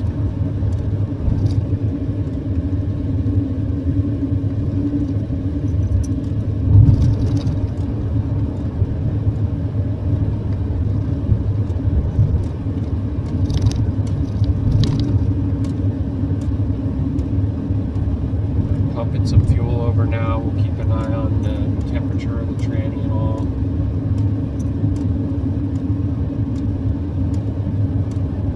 I feel like the truck is doing very well despite the load. I really don't ever want to take one of these ever again.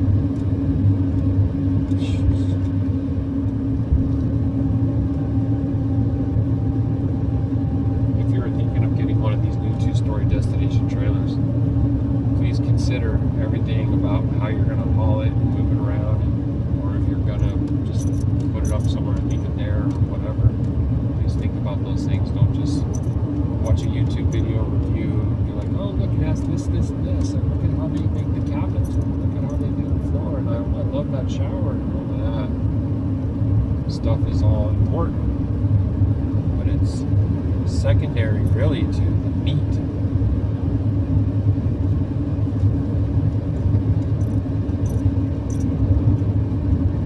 Very tall. It has a tremendous amount of drag. It is impacted greatly by crosswinds and things. And,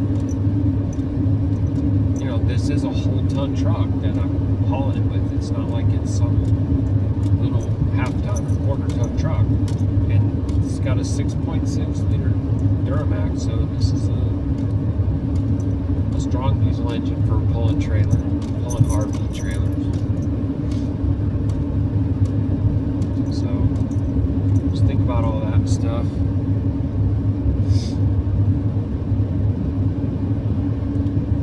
I'm going to capture some of these quote-unquote mountains that are just on the other side of this little berm once it clears. There's also a river on my side. I don't know if I'm going to be able to see the name of it. It just doesn't look like it's labeled on here. It's pretty little. But running through this deserty area, it's pretty neat.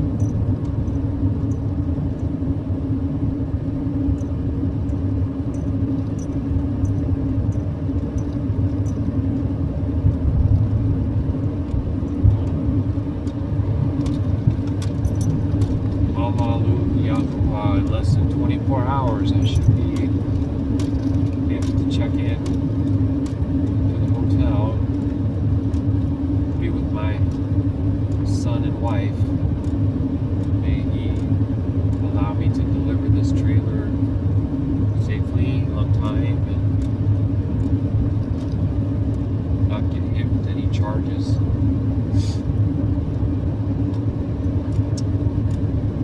I guess I should tell y'all. Another slice of humble pie for me, because I was hearing this beeping or something. And after investigating and digging all around in the truck, I determined that it's the jump box that's in the back. And I already knew that it was not charging and down to like 30%. But when I moved it out, I saw that it was not plugged in. And I know that I took the jackery out at Aki Matt's.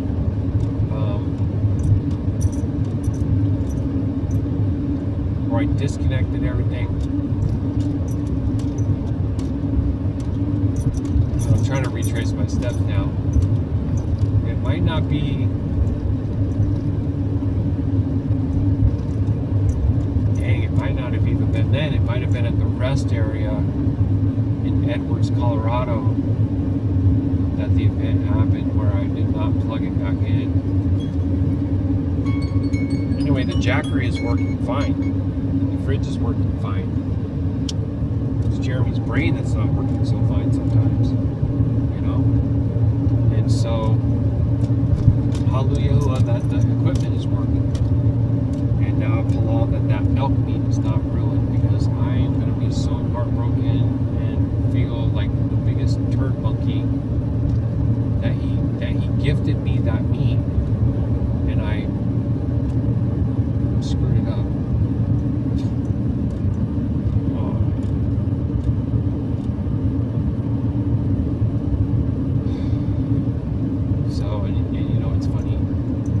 Saying that it said 31, it said 31, and when I left him a message and told him what happened, he said, yeah, I think that E1 or error code number 1 could look a lot like 31. And I was like, palm to forehead, right? Just dope.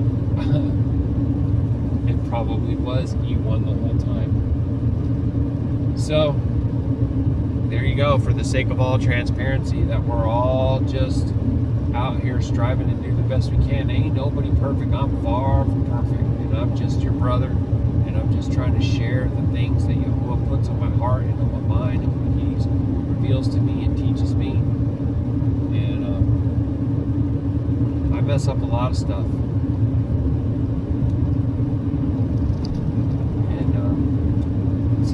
It's okay. We have to give ourselves a little bit of favor. That's not willful hatah. That's not breaking the commandments and shrugging your shoulders and being like, ha, no one sees me. I don't care. That's a totally different issue. That's a huge issue. Somebody comes to you and tells you, hey, this is wrong, it's supporting the scripture, and you just deny that. You got issues there, bro. But, we're all going to make mistakes in this life. And, I do have several things that I plug into it, and that cord I had previously run around in a different way and didn't realize that it was not plugged in. Now I do. This looks like an accident of some kind of a rollover involving a trailer. I don't know. Oh, that looks intense. Whatever it was. No bueno.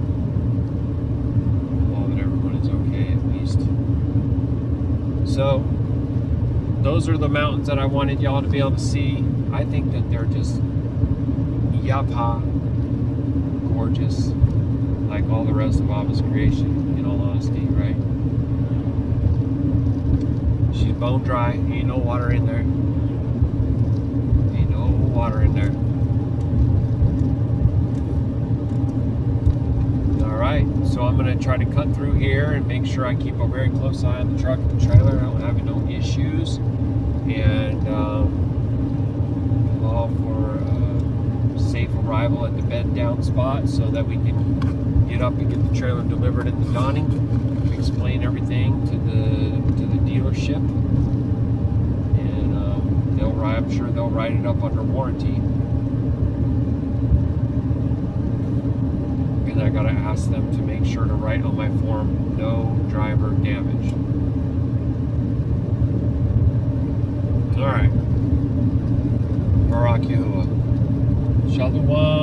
Shalom Mashpaka.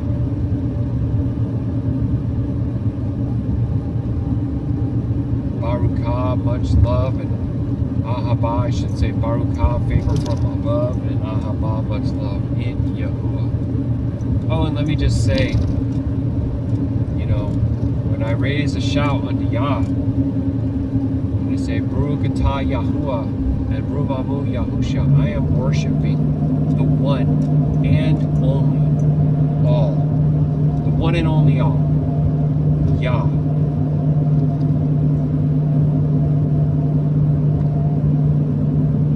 And I would just encourage you that if you're worshiping Him differently, that you really search that out.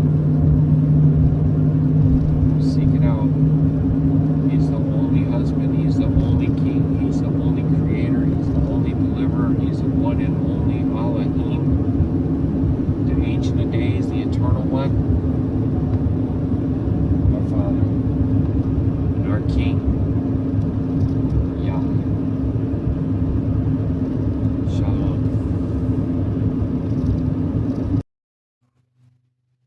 Baruk Atah Yahuah. So I just wanted to give an update. I hadn't been able to be on a lot last night and today. I am in the room that we got. My Shah and my Bon are on their way. They'll be here in about an hour and a half. Hallelujah.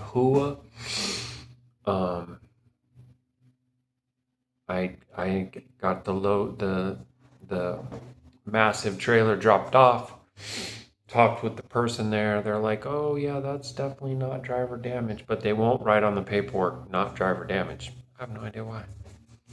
So it could still come back on me because it's just a verbal thing. But in Amunah, and I palal to Yahuwah that doesn't happen. So I'm gonna see if I can get a load going out of what's called Hanson, Idaho, because there's a yard near here, and I've gotten loads to California and Texas from here. So I'm close to that. And if I get one, I can pick it up and do it quick. Come here. Come here, baby. Up. There you go. And it's Kiji. Kiji doing mwah. She's doing okie dokie too. So we got a little bit of time here to recover, to fellowship with the family. My Shah had to bring me stuff. Even though we really can't afford to do this right now with the room. How we can afford not to. So may Abba continue to provide and protect and make a way for us placed apart peoples in a world where we're the strange ones, we're the peculiar ones, because we don't engage in all the reindeer games and we notice things that other folks don't really pay that much attention to because it's just not where their focus is. And but it's okay. So just wanted to make a quick closing of that. It's a long video, right?